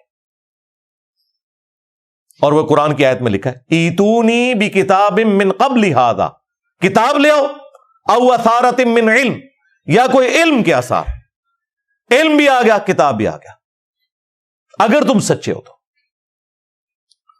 پھر سورہ النساء میں جس شان سے آیا ہے یا ایھا الذین آمنوا اطیعوا اللہ واطیعوا الرسول، اے اہل ایمان اطاعت کرو اللہ کی اور اطاعت کرو اس کے رسول کی.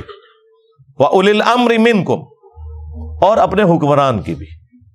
لیکن اس کے ساتھ اطاعت کا لفظ نہیں آیا، یہ بتانے کے لیے کہ یہ ایبسولوٹ نہیں ہے، ریلیٹیو ہے. کیوں؟ فَإِن تَنَازَعْتُمْ فِي شَيْءٍ فَرُدُّوهُ إِلَى اللَّهِ وَالرَّسُولِ. اگر تمہارا حکمران سے بھی جھگڑا ہو تو معاملے کو پلٹانا ہے اللہ اور اس کے رسول کی طرف. إِن كُنتُمْ تُؤْمِنُونَ بِاللَّهِ وَالْيَوْمِ الْآخِرِ، اگر تم اللہ پر ایمان رکھتے ہو، یوم آخرت پر ایمان رکھتے ہو، تو پھر تم اپنے معاملے کو پلٹاؤ گے اللہ اور اس کے رسول کی طرف، یعنی آج کی ڈیٹ میں کتاب و سنت کی طرف. ذالک خیر و احسن تأویلا، اسی میں تمہاری خیریت ہے اور اسی کا انجام بہتر ہونے والا ہے. کس کا انجام؟ کہ اطاعت کرنی ہے اللہ اور اس کے رسول کی، اور اس کے بعد کسی کی اطاعت نہیں ہے جب تک کہ اللہ اور اس کے رسول کی اطاعت کے اندر نہ آ جائے. حکمران وقت کی اطاعت بھی ریلیٹیو ہے. اب مجھے بتائیں، حاکم وقت کی اطاعت اگر ریلیٹیو ہے، جس کی بیعت کرنا بھی واجب ہے، اگر وہ خلیفہ راشد ہے، تو بزرگ باب شاہی کوئی نہیں. اگر حاکم وقت خلیفہ راشد بھی ہو، آپ اس سے اختلاف کر سکتے ہیں قرآن و سنت کی روشنی میں. فَإِن تَنَازَعْتُمْ فِي شَيْءٍ فَرُدُّوهُ إِلَى اللَّهِ وَالرَّسُولِ، تو سارے بزرگ بابے شاہی کوئی نہیں. یہ رزلٹ نکلتا ہے کہ نہیں جی؟ قرآن و حدیث کا نچوڑ ہی ہے کہ نبی کے جیسا ہے ہی کوئی نہیں، بابے تھے شاہی کوئی نہیں. اگر بابے اللہ رسول کے مقابلے پہ آ جائے، اگر وہ ان کے ساتھی ہیں، پھر ہمارے سروں کا تاج ہے. صحیح بخاری اور صحیح مسلم دونوں کے اندر حدیث موجود ہے. نبی علیہ السلام نے فرمایا جس نے میرے بنائے ہوئے امیر کی اطاعت کی اس نے میری اطاعت کی، اور جس نے میری اطاعت کی اس نے اللہ کی اطاعت کی، اور جس نے میرے بنائے ہوئے امیر کی نافرمانی کی اس نے میری نافرمانی کی، اور جس نے میری نافرمانی کی اس نے اللہ کی نافرمانی کی۔ یہ تو قرآن میں بھی آیت ہے نا، من یطع الرسول فقد اطاع اللہ، جس نے رسول اللہ کی اطاعت کی اس نے اللہ کی اطاعت کی۔ اس سے بڑھ کر آیا ہے قل ان کنتم تحبون اللہ فاتبعونی یحببکم اللہ، اے نبی تم فرماؤ کہ اگر تم لوگ اللہ سے محبت رکھتے ہو تو پھر میری اتباع کرو، یعنی رسول اللہ کی اطاعت محبت کے ساتھ کرو، اسے کہتے ہیں اتباع۔ پھر اللہ بھی تم سے محبت کرے گا اور تمہارے گناہوں کو بھی معاف کر دے گا۔ ایک بڑی رکت انگیز حدیث ہے صحیح بخاری اور صحیح مسلم کے اندر، نبی علیہ السلام نے ایک انصاری صحابی کو ایک قافلے کے اوپر امیر مقرر کیا، کسی جگہ روانہ کیا، راستے میں اس امیر کو غصہ آیا اپنے سب آرڈینیٹس کے اوپر، تو اس نے ان کو حکم دیا کہ ایک آگ کی لکڑیوں کا بہت بڑا الاؤ جلا دو، اور جب وہ جلنے لگا تو اس نے کہا کہ دیکھو میری اطاعت رسول اللہ کی اطاعت ہے اور رسول اللہ کی اطاعت اللہ کی اطاعت ہے، میں تمہیں حکم دیتا ہوں کہ تم اس آگ میں چھلانگ لگاؤ۔ اب وہ نہ حنفی شافعی مالکی حنبلی تھے کہ اندھے بن کے گر پڑتے، مفتی صاحب نے فرما دیا ہے، بزرگوں نے فرما دیا ہے، بھئی وہ اللہ کے نبی کے تربیتی یافتہ تھے۔ انہوں نے کہا تو ہمارا امیر ضرور ہے لیکن تیری یہ بات نہیں مانیں گے، ہم آگ سے بچنے کے لیے تو رسول اللہ کے دامن کرم میں آئے تھے صلی اللہ علیہ وآلہ وسلم، تو ہمیں دوبارہ اسی آگ میں پھینک رہے، ہم یہ تیرا حکم نہیں مانیں گے، یعنی تیری تقلید نہیں کریں گے۔ آپ مجھے بتائیں انصاری صحابی جو امیر ہو نبی علیہ السلام کا بنایا ہوا اس کی اطاعت نہیں کریں گے تو تواڈے بزرگ بابے تو شاہی کوئی نہیں، تواڈے بنائے ہوئے امام تے شاہی کوئی نہیں، اس میں اماموں کا قصور نہیں ہے۔ جیزس کرائسٹ کو اگر کسی نے ڈیوینٹی میں کلیم کیا ان کا قصور نہیں ہے، ان کے نام پہ جو شرک کھڑا ہوا ہے اسے تو ہم کنڈیم کریں گے۔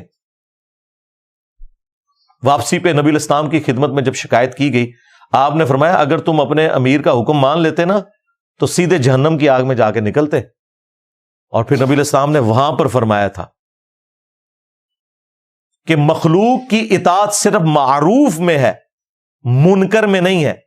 مخلوق کی اطاعت ان کاموں میں ہے جس میں وہ اللہ کے حکم کے مطابق چلائیں، اگر وہ اللہ کی نافرمانی کا حکم دیں تو معصیت میں مخلوق کی اطاعت نہیں ہے۔ یہ اگلا حصہ تو بڑا مشہور ہے، پورا واقعہ یوں ہے، کیونکہ اس واقعے سے یہ رزلٹ نکلنا تھا کہ اگر نبی علیہ السلام کا بنایا ہوا انصاری امیر بھی قرآن و سنت کے خلاف چلے تو اس کی بھی تقلید نہیں ہونی، تو بزرگ باب تشائی کوئی نہیں۔ ایک اور حدیث بخاری اور مسلم دونوں میں موجود ہے، سیدنا عمر فاروق رضی اللہ تعالیٰ عنہ کے دور خلافت میں آپ مسجد نبوی میں آئے تو دیکھا کہ حسان ابن ثابت نعتیہ اشعار سنا رہے ہیں حضرت ابو ہریرہ کو۔ حضرت عمر کھڑے ہو گئے، کچھ کہا نہیں ہے، رو بھی اتنا تھا، لیکن دوسری طرف حسان ابن ثابت جو شاعر تھے، شاعروں میں تو دلیری بھی کوئی نہیں ہوتی، انہوں نے کہا عمر اس طرح نہ دیکھ، تجھ سے بہتر شخص مسجد میں ہوتا تھا، میں انہیں بھی نعتیہ اشعار سناتا تھا۔ اللہ اچھا آگے حضرت عمر کی بجائے کوئی مولوی ہونا نا تو پتہ کیا کہندا، اے تو میرے دل چیر کے ویکھ لیا، میں نے کچھ اور تکن آیا سا۔ یہ فرق دیکھا، حضرت عمر نے کوئی منافقت نہیں کی، یعنی انہوں نے کہا جو تم مجھ پہ اعتراض کر رہے ہو واقعی میں نے تمہارے بارے میں ایسے ہی گمان کیا ہوا ہے۔ انہوں نے کہا کہ اپنا گواہ پیش کرو، ان کا یہ حضرت ابو ہریرہ، ان کا امیر المومنین میں گواہی دیتا ہوں کہ اللہ کے نبی علیہ السلام نے حسان ابن ثابت کے لیے تو دعا فرمائی تھی، اے اللہ روح قدس کے ذریعے اس کی مدد فرما جس طرح تو نے عیسیٰ ابن مریم کی تھی، وَأَيَّدْنَاهُ بِرُوحِ الْقُدُسِ۔ تو حضرت عمر وہاں سے چلے گئے۔ اس واقعے سے اتنے رزلٹ نکلتے ہیں کہ سارے فرقے ختم ہو جاتے ہیں۔ نمبر 1، اس امت کے ٹاپ کے 4 اماموں میں سے ایک امام ابو بکر، عمر، عثمان و علی، جو لوگوں کا بنایا ہوا امام نہیں، نبی علیہ السلام کے خلفائے راشدین میں سے دوسرا خلیفہ راشد، اسے بھی یہ بات نہیں پتا تھی کہ مسجد میں نعتیہ اشعار پڑھنا سنت ہے۔ تو اگر تمہارے امام سے کوئی حدیث چھپی رہ گئی ہے تو خدا دا نہ ہے، معاف کر دو سانو، امام دا جھوٹا دفاع نہ کرو، مان لو اگر حضرت عمر سے کوئی حدیث چھپی رہ سکتی ہے تو تمہارے اماموں سے بھی چھپی رہ سکتی ہے یار، اس میں کوئی حضرت عمر کا مرتبہ تو کام نہیں ہو گیا، تمہارے اماموں کا بھی مرتبہ کام نہیں ہوگا، ٹینشن نہیں لینی۔ دوسرا، بڑی سے بڑی شخصیت سے بھی قرآن و سنت کی روشنی میں اختلاف ہو سکتا ہے، خواہ وہ خلیفہ راشد حضرت عمر ہی کیوں نہ ہو۔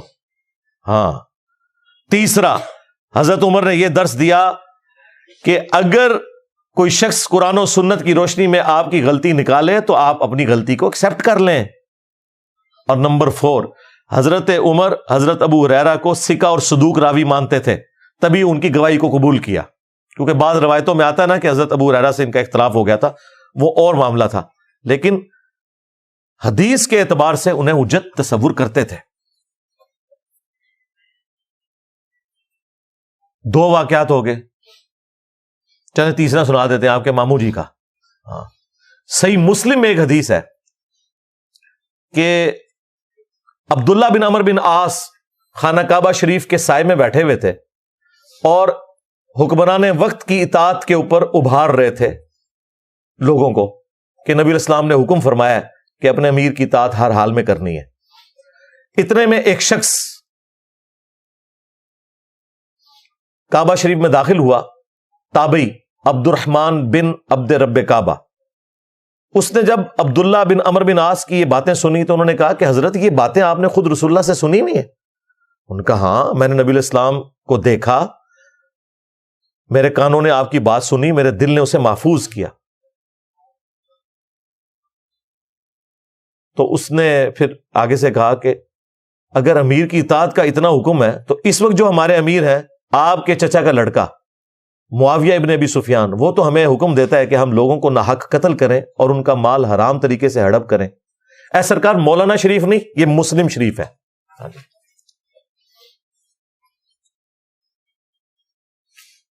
اب ہمیں بتائیں کہ ہم قرآن کے مطابق چلیں یا اپنے امیر کی اطاعت کریں؟ اب یہ بڑا بھاری جملہ تھا۔ حضرت عبداللہ بن عمر بن عاص تھوڑی دیر کے لیے تو خاموش ہو گئے، پھر سر اٹھا کے کہا کہ معاویہ کی اطاعت کرو ان کاموں میں جس میں اللہ کے مطابق چلائے، اور جن معاملات میں وہ تمہیں اللہ کی مخالفت کا کہے تم اس کی نافرمانی کرو، اور آندہ سے انجینئر کی ویڈیوز دیکھنا چھوڑ دو۔ یہ میں نے تفرن کے طور پہ بات کی ہے، امام مسلم سے میں نے یہ حدیث نہیں داخل کروائی اور نہ اس بندے کو میں نے وہاں لانچ کیا تھا۔ تو یہ ہے مسلمانوں کا عقیدہ کہ حاکم وقت اگر قرآن و سنت کے خلاف چلائے آپ نے اس کی بات نہیں ماننی۔ اور اس تابعی نے پھر قرآن کی آیت کوٹ کی، سورہ النساء کی آیت نمبر 29، یا ایھا الذین آمنوا لا تأکلوا اموالکم بینکم بالباطل، اے ایمان والو ایک دوسرے کا مال باطل طریقے سے ہڑپ مت کرو۔ پھر آگے چل کے آتا ہے کہ ایک دوسرے کو قتل بھی نہ کرو ناحق۔ اب دیکھیں، ایک تابعی صحابی کو کہہ رہا ہے کہ قرآن میں تو یہ لکھا ہے، اور تمہارے چچا کا لڑکا معاویہ ابن ابی سفیان رضی اللہ تعالیٰ عنہ، ہم تو ظاہر احترام سے ہی نام لیں گے، وہ ہمیں یہ کہہ رہے ہیں، تو وہ بھی آگے اس اختلاف کو ایکسپٹ کر کے یہ کہہ رہے ہیں کہ تم ٹھیک کہہ رہے ہو، تم نے قرآن کے مطابق چلنا ہے، ان کے مطابق نہیں چلنا۔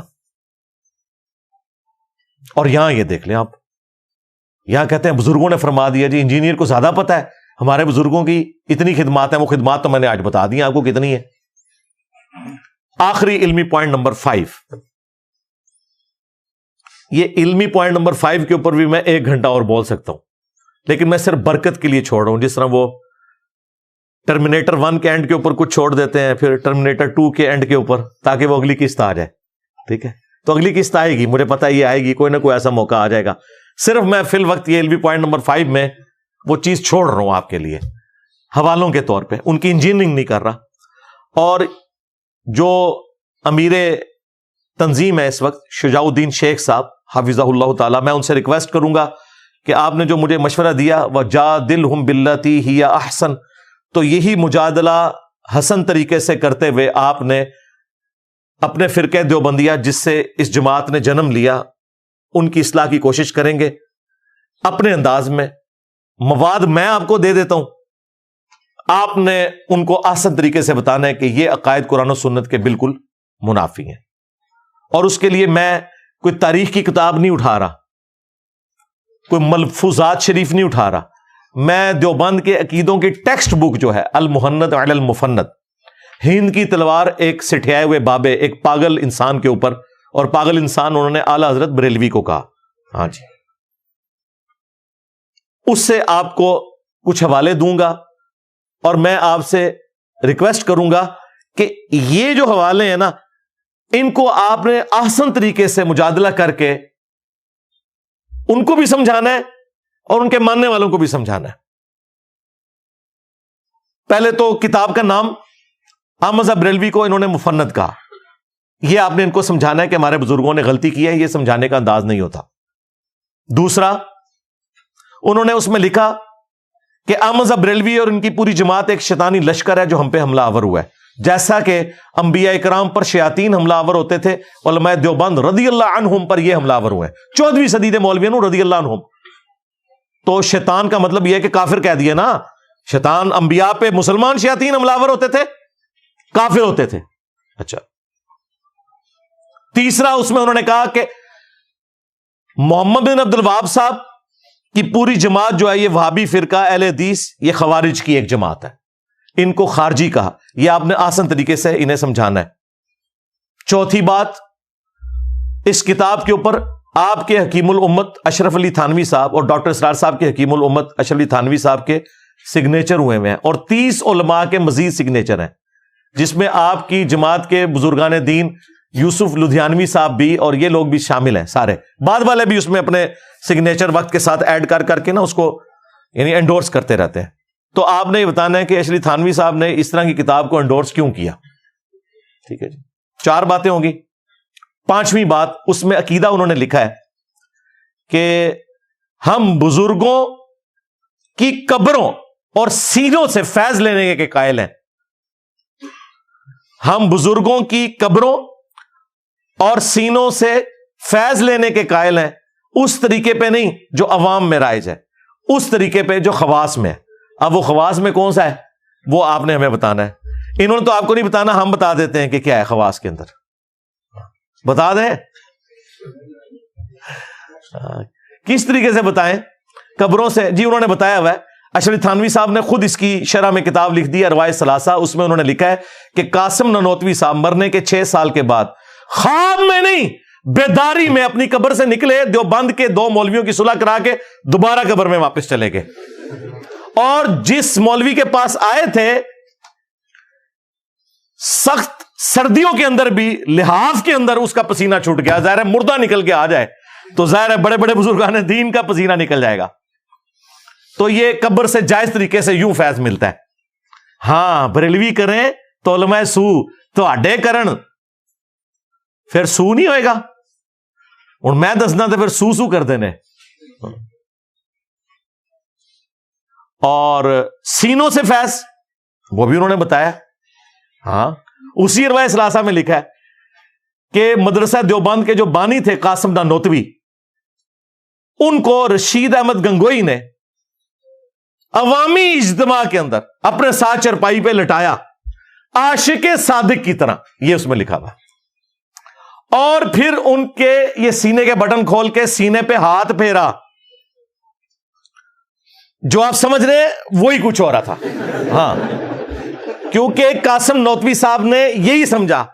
ان کا میاں لوگ کیا کہیں گے, یعنی آپ یہ جو حرکتیں کر رہے ہیں لوگ کیا سوچیں گے, آپ یہ کیا کر رہے ہیں. یہ مفتی عبدالعزیز کی ویڈیو تو ابھی نکلی ہے نا, اور باقی لوگوں کی, یہ پرانوں کی میں بتا رہا ہوں. اس زمانے میں کیمرہ ہوتا تو ویڈیو بھی آپ کو دکھا دیتا. ہاں ظاہر ہے یہ جلسوں کی ویڈیوز بناتے ہیں نا, تو یہ پبلکلی ہوا ہے, کمرے میں نہیں ہوا. اور دیکھیں نقل کون کر رہا ہے, اشرف تھانوی صاحب اپنی منجی ٹھوک گئے. اور کتاب کا نام ہے حقائق اولیاء ارواح ثلاثہ, اولیاء اللہ کی یہ کرامات اور حقائقیں لکھ رہے ہیں. تو کہہ رہے ہیں میاں لوگ کیا کہیں گے. تو آگے سے گنگوئی صاحب کو پھر بھی حیا نہیں ہے, انہوں نے کہا بھائی کہنے دو لوگوں کو, ہاں جو بھی کہیں ہم نے ایسے ہی کرتے رہنا. اور اس کی اگلی قسط بھی ہے, ہاں تذکرۃ الرشید, رشید احمد گنگوئی صاحب کے حالات و واقعات جمع کیے ہیں ان کے خلیفہ نے. اس میں وہ لکھتے ہیں کہ رشید احمد گنگوئی صاحب کہتے ہیں کہ ایک رات میں نے خواب میں دیکھا کہ قاسم میاں, وہی قاسم نانوتوی صاحب جن کو انہوں نے بستر پہ لٹایا تھا نا اپنے ساتھ, اور وہ چیخیں مار رہے تھے, میاں میاں کر رہے تھے, وہ خواب میں بھی ان کا پیچھا نہیں چھوڑتے تھے. ظاہر ہے آپ دن کو جو کچھ سوچیں گے وہی کچھ خواب میں آئے گا. وہ کہتے ہیں میں نے دیکھا قاسم میاں دلہن کی شکل میں میرے خواب میں آئے ہیں. اور پھر آگے بھی جو ہے نا, ہاں وہ بھی انہوں نے اس میں ذکر کیا ہے. ہاں وہ ہم کیمرے میں دکھا دیں گے. اور پھر اس کی تعبیر انہوں نے کی کہ اس سے مراد یہ کہ وہ میرے شاگردوں کو آگے لے کے چلیں گے، یعنی یہ روحانیت کے لیے. یہ نہیں انہوں نے کہا کہ میں نے اپنی دلہن کو قاسم کی شکل میں دیکھا، نہیں، وہ کہتے ہیں قاسم نوتوی دلہن کی شکل میں میرے خواب میں آئی اور پھر وہ نفع بھی ہمیں ایک دوسرے سے پہنچائی. یہ سارا کچھ لکھا ہوا ہے اس میں. تو میں نے کہا اگر کسی کو یہ نہ پتا چلے کہ بزرگوں کی قبروں اور سینوں سے فیض کیا ہے تو میں خود ہی آپ کو اس کی تشریح کر دوں. ابھی قرآن و سنت کی روشنی میں اس کا پوسٹ مارٹم چھوڑ رہا ہوں، جو میں نے کہا میں چھوڑ دوں گا، وہ میں قرآن و سنت کی روشنی میں جو پوسٹ مارٹم ہے وہ چھوڑ رہا ہوں. فی الوقت یہ کہیں سے بھاگے نہ، میں آپ کو وہ ساتھ بتا رہا ہوں. یہ 5 باتیں ہو گئی. چھٹی بات، المہند علی المفند میں انہوں نے لکھا کہ رسول اللہ کی قبر مبارک اللہ تعالیٰ کے عرش، کعبہ اور کرسی سے بھی افضل ہے. عرش سے افضل رسول اللہ کی قبر مبارک کو انہوں نے ڈکلیئر کیا. کسی آیت اور حدیث کا حوالہ نہیں دیا، کوئی دلیل پیش نہیں کی، صرف ایک جو اپنے بزرگوں کی قبروں کے ساتھ لوگوں کو جوڑنے کے لیے نبی الاسلام کی قبر مبارک کے بارے میں ایک جھوٹا عقیدہ بیان کیا. اس کا میں پوسٹ مارٹم قرآن و سنت کی روشنی میں آلریڈی کئی دفعہ کر چکا ہوں. آپ نے یہ بتانا ہے یہ عقیدہ نکالا کہاں سے ہے. تو آپ کو یہ کہیں گے کہ اصل میں نا انسان کی جو قبر کی مٹی ہے اسی سے اس کا خمیر اٹھایا جاتا ہے. تو بیسیکلی نبی الاسلام قبر مبارک میں جس جگہ آرام کر رہے ہیں نا، تو وہ مٹی آپ کے جسم کا حصہ ہے، اور رسول اللہ جو ہیں وہ اشرف المخلوقات ہیں، اس لیے عرش بھی ایک مخلوق ہے، تو نبی الاسلام عرش سے افضل ہے. نہ دھوکہ دینا بند کرو. انہوں نے کہا وہ حصہ زمین جو رسول اللہ کے ساتھ ٹچ ہے، رسول اللہ کو انہوں نے افضل نہیں کہا. وہ کہتے نہیں اس میں سے نکلا ہے، تو اس میں سے اگر نکلے ہیں تو حضرت ابوبکر عمر بھی پھر اللہ کے عرش سے افضل ہوئے، کیونکہ وہ مٹی تو کٹی ہے وہاں پہ. اور آخری بات، نبی الاسلام کی قبر مبارک کا کوئی حصہ آپ سے ٹچ ہی نہیں کیے ہوئے، کیونکہ مسلم شریف میں حدیث ہے کہ نبی الاسلام کو دفنانے سے پہلے قبر مبارک میں سرخ رنگ کی ایک چادر بچھائی گئی تھی تاکہ وہ مٹی نبی الاسلام کے جسم میں عطر کو ٹچ ہی نہ کرے. بیسیکلی شیطان انہیں پٹی پڑھاتا ہے. انہوں نے الرحمن علی العرش استوى، رحمان اپنے عرش پر مستوی ہوا جیسا کہ اس کی شان کے لائق ہے. ہم نہ جہمیہ ہیں نہ مجسمہ ہیں، جیسا کہ اس کی شان کے لائق ہے. وہ ہماری رگے جان کے بھی قریب ہے جیسا کہ اس کی شان کے لائق ہے. تو اس کے ایکویلنٹ انہوں نے قبر رسول کو کھڑا کیا. یہ پیچھے ریزن تھی، نبی علیہ السلام کی بات نہیں ہو رہی. 6 چیزیں ہوں گی. اور 7واں بھی عقیدہ انہوں نے لکھا کہ نبی علیہ السلام کی قبر مبارک میں زندگی کو ہم دنیا کی سی مانتے ہیں. قرآن تو کہہ رہا ہے کہ تمہیں اس زندگی کا شعور ہی نہیں ہے، یہ کہتے ہیں دنیا کی سی. وہ کہتے ہیں اصل میں ہم نے دنیا کی سی اس لیے کہا ہے وہ آخرت کی زندگی، لیکن وہ دنیا کی سی اس طرح ہے کہ دیکھیں نبی علیہ السلام نے حضرت موسیٰ علیہ السلام کو شب معراج نماز پڑھتے ہوئے دیکھا. اسی طریقے سے صحیح مسلم میں ہی آتا ہے کہ نبی علیہ السلام نے شب معراج بیت المقدس میں انبیاء کی امامت کروائی. تو باقی انبیاء بھی قبروں سے نکل کے آئے تھے. یہ سب کچھ برزخی معاملہ ہے. وہ کہتے ہیں چونکہ یہ ایک دنیاوی کی طرح نظر آتا ہے اس لیے ہم کہتے ہیں دنیا کی سی. یہ اس کی تعویل کرتے ہیں. یہ بالکل جھوٹ بول رہے ہیں، یہ حقیقتاً دنیا کی سی مانتے ہیں. کیوں؟ شیخ زکریا کاندلوی نے فضائل حج اور فضائل درود میں تبلیغی جماعت کا جو نصاب لکھا ہے، اور الیاس قادری نے بریلویوں کے فضان سنت میں یہ واقعہ لکھا ہوا ہے، اور مفتی تقی عثمانی صاحب پلانٹ ارتھ پہ سب سے بڑے مفتی اعظم دیوبند کے، انہوں نے درس حدیث میں یہ واقعہ سنایا ہے. تو مورخین نے لکھا ہے کہ جو ہی یہ شعر پڑھے تو روضہ اقدس میں سے نبی کریم سرور دو عالم صلی اللہ علیہ وسلم کا دست مبارک ظاہر ہوا، اور ہزاروں انسانوں نے یہ نظارہ کیا کہ دست مبارک ظاہر ہوا. احمد کبیر رفاعی رحمۃ اللہ نے دست مبارک کو بوسہ دیا اور دست مبارک پھر واپس کرے. اتنا عظیم الشان واقعہ ان کے ساتھ پیش آیا، اور یہ مورخین نے متعدد تاریخوں میں لکھا ہے، اور لکھا ہے کہ ہزارہ افراد کی موجودگی میں یہ واقعہ پیش آیا. اندازہ کرو درس حدیث ہو رہا ہے کہ نبی علیہ السلام کی وفات کے 550 سال کے بعد 555 ہجری میں شیخ احمد رفاعی صاحب جب قبر رسول پہ حاضر ہوئے، انہوں نے نعتیہ اشعار کہے تو نبی علیہ السلام نے قبر اطہر سے اپنا ہاتھ مبارک نکالا، خواب میں نہیں بیداری میں، اور کہتے ہیں 90,000 لوگوں نے اس منظر کو دیکھا اور ان منظر دیکھنے والوں میں شیخ عبد القادر جیلانی کا نام بھی ذکر کیا جاتا ہے، اور شیخ احمد رفاعی نے چوما۔ اچھا، عبد القادر جیلانی نے نہیں چوما، کڈی بڑی بدبختی ہے۔ عبد القادر جیلانی کا خلیفہ ہے احمد رفاعی، وہ چوم رہا ہے، عبد القادر جیلانی نہیں چوم رہے، اور جھوٹ ہے بھائی، عبد القادر جیلانی رحمۃ اللہ علیہ پہ جھوٹ باندھا ہے انہوں نے۔ تو یہ واقعی حقیقت ہم دنیاوی مانتے ہیں، یہ خواب کا واقعہ نہیں لکھا، انہوں نے لکھا 90,000 لوگوں نے یہ منظر دیکھا ہے، جھوٹ بول رہے ہو۔ صحیح بخاری میں ہے، حضرت عمر کہتے ہیں انا کننا نتوسل الیک بنبینا صلی اللہ علیہ وآلہ وسلم، اے اللہ جب تک تیرے نبی ہم میں موجود تھے ہم ان کے ذریعے تیری طرف توسل اختیار کرتے تھے، اب ہم تیرے نبی کے چچا کو لائے ہیں، ان کی دعا کی برکت سے بارش نازل فرما، تو بارش نازل ہو جاتی تھی۔ یہ انہوں نے خود سے عقائد بنا لیے میں، ان کا دین سے کوئی تعلق نہیں، یہ دنیاوی زندگی قبر کے اندر رسول اللہ کی یا دنیا کی سی، یہ بھاگ سکتے تھے، میں نے بھاگنے کا راستہ بند کر دیا کہ یہ واقعی دنیا کی سی مانتے ہیں، آخرت کی زندگی تو ہم بھی مانتے ہیں، جسم اطہر کو سلامت ہم بھی مانتے ہیں۔ سرکار یہ وہ 3 عقیدے ہیں جو پچھلے 8-10 سالوں میں بار بار مختلف ویڈیوز میں بیان کر رہا ہوں، لیکن کوئی اس کا علمی جواب نہیں دے رہا۔ انہیں پتہ ہے اس کا جواب نہیں، اگر جواب دیا تو لوگ کہیں گے یار یہی گل تو بریلوی بھی کر دینے، وہ جو فرنچائز ہیں 2 علیحدہ کھولی بھی وہ ختم ہو جائیں گی۔ ابھی اور باتیں بھی ہیں، تھانوی رسول اللہ نہیں جی وہ خواب میں تھا، نہ سرکار اس میں لکھا ہوا ہے، میں بیداری میں بھی پڑھ رہا ہوں، نہیں وہ دیکھیں وہ بیچارہ کہہ رہا نا میں بے اختیار ہوں۔ ہم نے کہا ہم بابی کو تو کہہ نہیں رہے، بابے کو کہہ رہے ہیں۔ بابے کو جب اس نے خط لکھا تو بابے نے کہا اس میں تسلی تھی، تیرا پیر اشلی تھانوی متبع سنت ہے، اس لیے تو نے اپنے پیر کے نام کا کلمہ پڑھا ہے۔ تو کیا ابو بکر، عمر، عثمان و علی کے بیعت کرنے والے صحابہ کرام یا تابعین ان کے ناموں کا کلمہ پڑھتے تھے؟ تو تھانوی رسول اللہ، اور اس میں ہے اللہم صلی علی نبینا اشرف علی، ہاں جی یہ بھی لکھا ہوا ہے۔ اس کا جواب بھی وجادلہم باللتی ہی احسن کے تحت آپ نے دینا ہے۔ اور آخری والا بھی، اشرف تھانوی صاحب نے کسی کم سن لڑکی سے شادی کرنی تھی تو اپنے مرید کے ذریعے ایک جھوٹا خواب، ظاہر میں تو اسے جھوٹا خواب شیطانی خواب ہی سمجھتا ہوں، گھڑوایا۔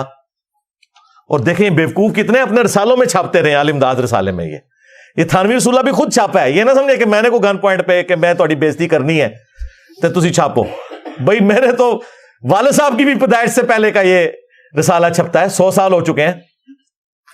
تو اس رسالے میں انہوں نے ایک تو یہ واقعہ لکھا، اور ایک اور رسالے میں عالم داد میں انہوں نے لکھا کہ ایک مرید نے خواب دیکھا ہے کہ حضرت عائشہ جو ہیں سلام اللہ علیہا وہ تھانوی صاحب کے گھر آئی ہیں۔ تو تھانوی صاحب پتہ کیا کہتے ہیں، اس کی تعبیر میں نے یہ کی کہ کوئی کم سن لڑکی میرے ہاتھ لگے گی، دیکھ رہا ماں کو ہے، اور پھر وہ اس کی تعبیر کرتے ہیں کہ چونکہ نبی علیہ السلام کی جب شادی ہوئی تھی سیدہ عائشہ کے ساتھ تو وہ کم عمر تھیں، تو حضرت عائشہ کا میرے گھر آنا اس کا مطلب یہ ہے کہ میرے عقد میں بھی کوئی کم سن لڑکی آئے گی۔ یہ یعنی یہ جو آج کے صرف مفتی نہیں ہے جو مطلب مریدنیوں سے یا شاگردنیوں سے شادیاں کرتے ہیں، پرانے میں یہی کچھ سمجھے۔ اور تختہ مشق کس کو؟ اما عائشہ کو سلام اللہ علیہا۔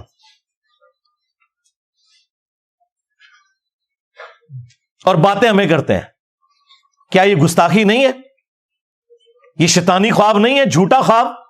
دیکھ رہے ماں کو، النبی اولا بالمؤمنین من انفسہم وازواجہ امہاتہم، نبی مومنین کی جانوں سے بڑھ کر ان پر حق رکھتے ہیں، نبی کی بیویاں امت کی مائیں ہیں، اور کام اپنے سیدھے کر رہے ہو۔ تو دیکھو پھر اللہ نے کتنی بڑی بلا تمہارے اوپر چھوڑ دی ہے۔ ہاں میرے نبی سا ہے ہی کوئی نہیں، تیرے بابے تھے شاہ ہی کوئی نہیں۔ صلو علی محمد وآل محمد، اللہم صلی علی محمد وعلی آل محمد واصحاب محمد وازواج محمد وامت محمد اجمعین الی یوم الدین، آمین۔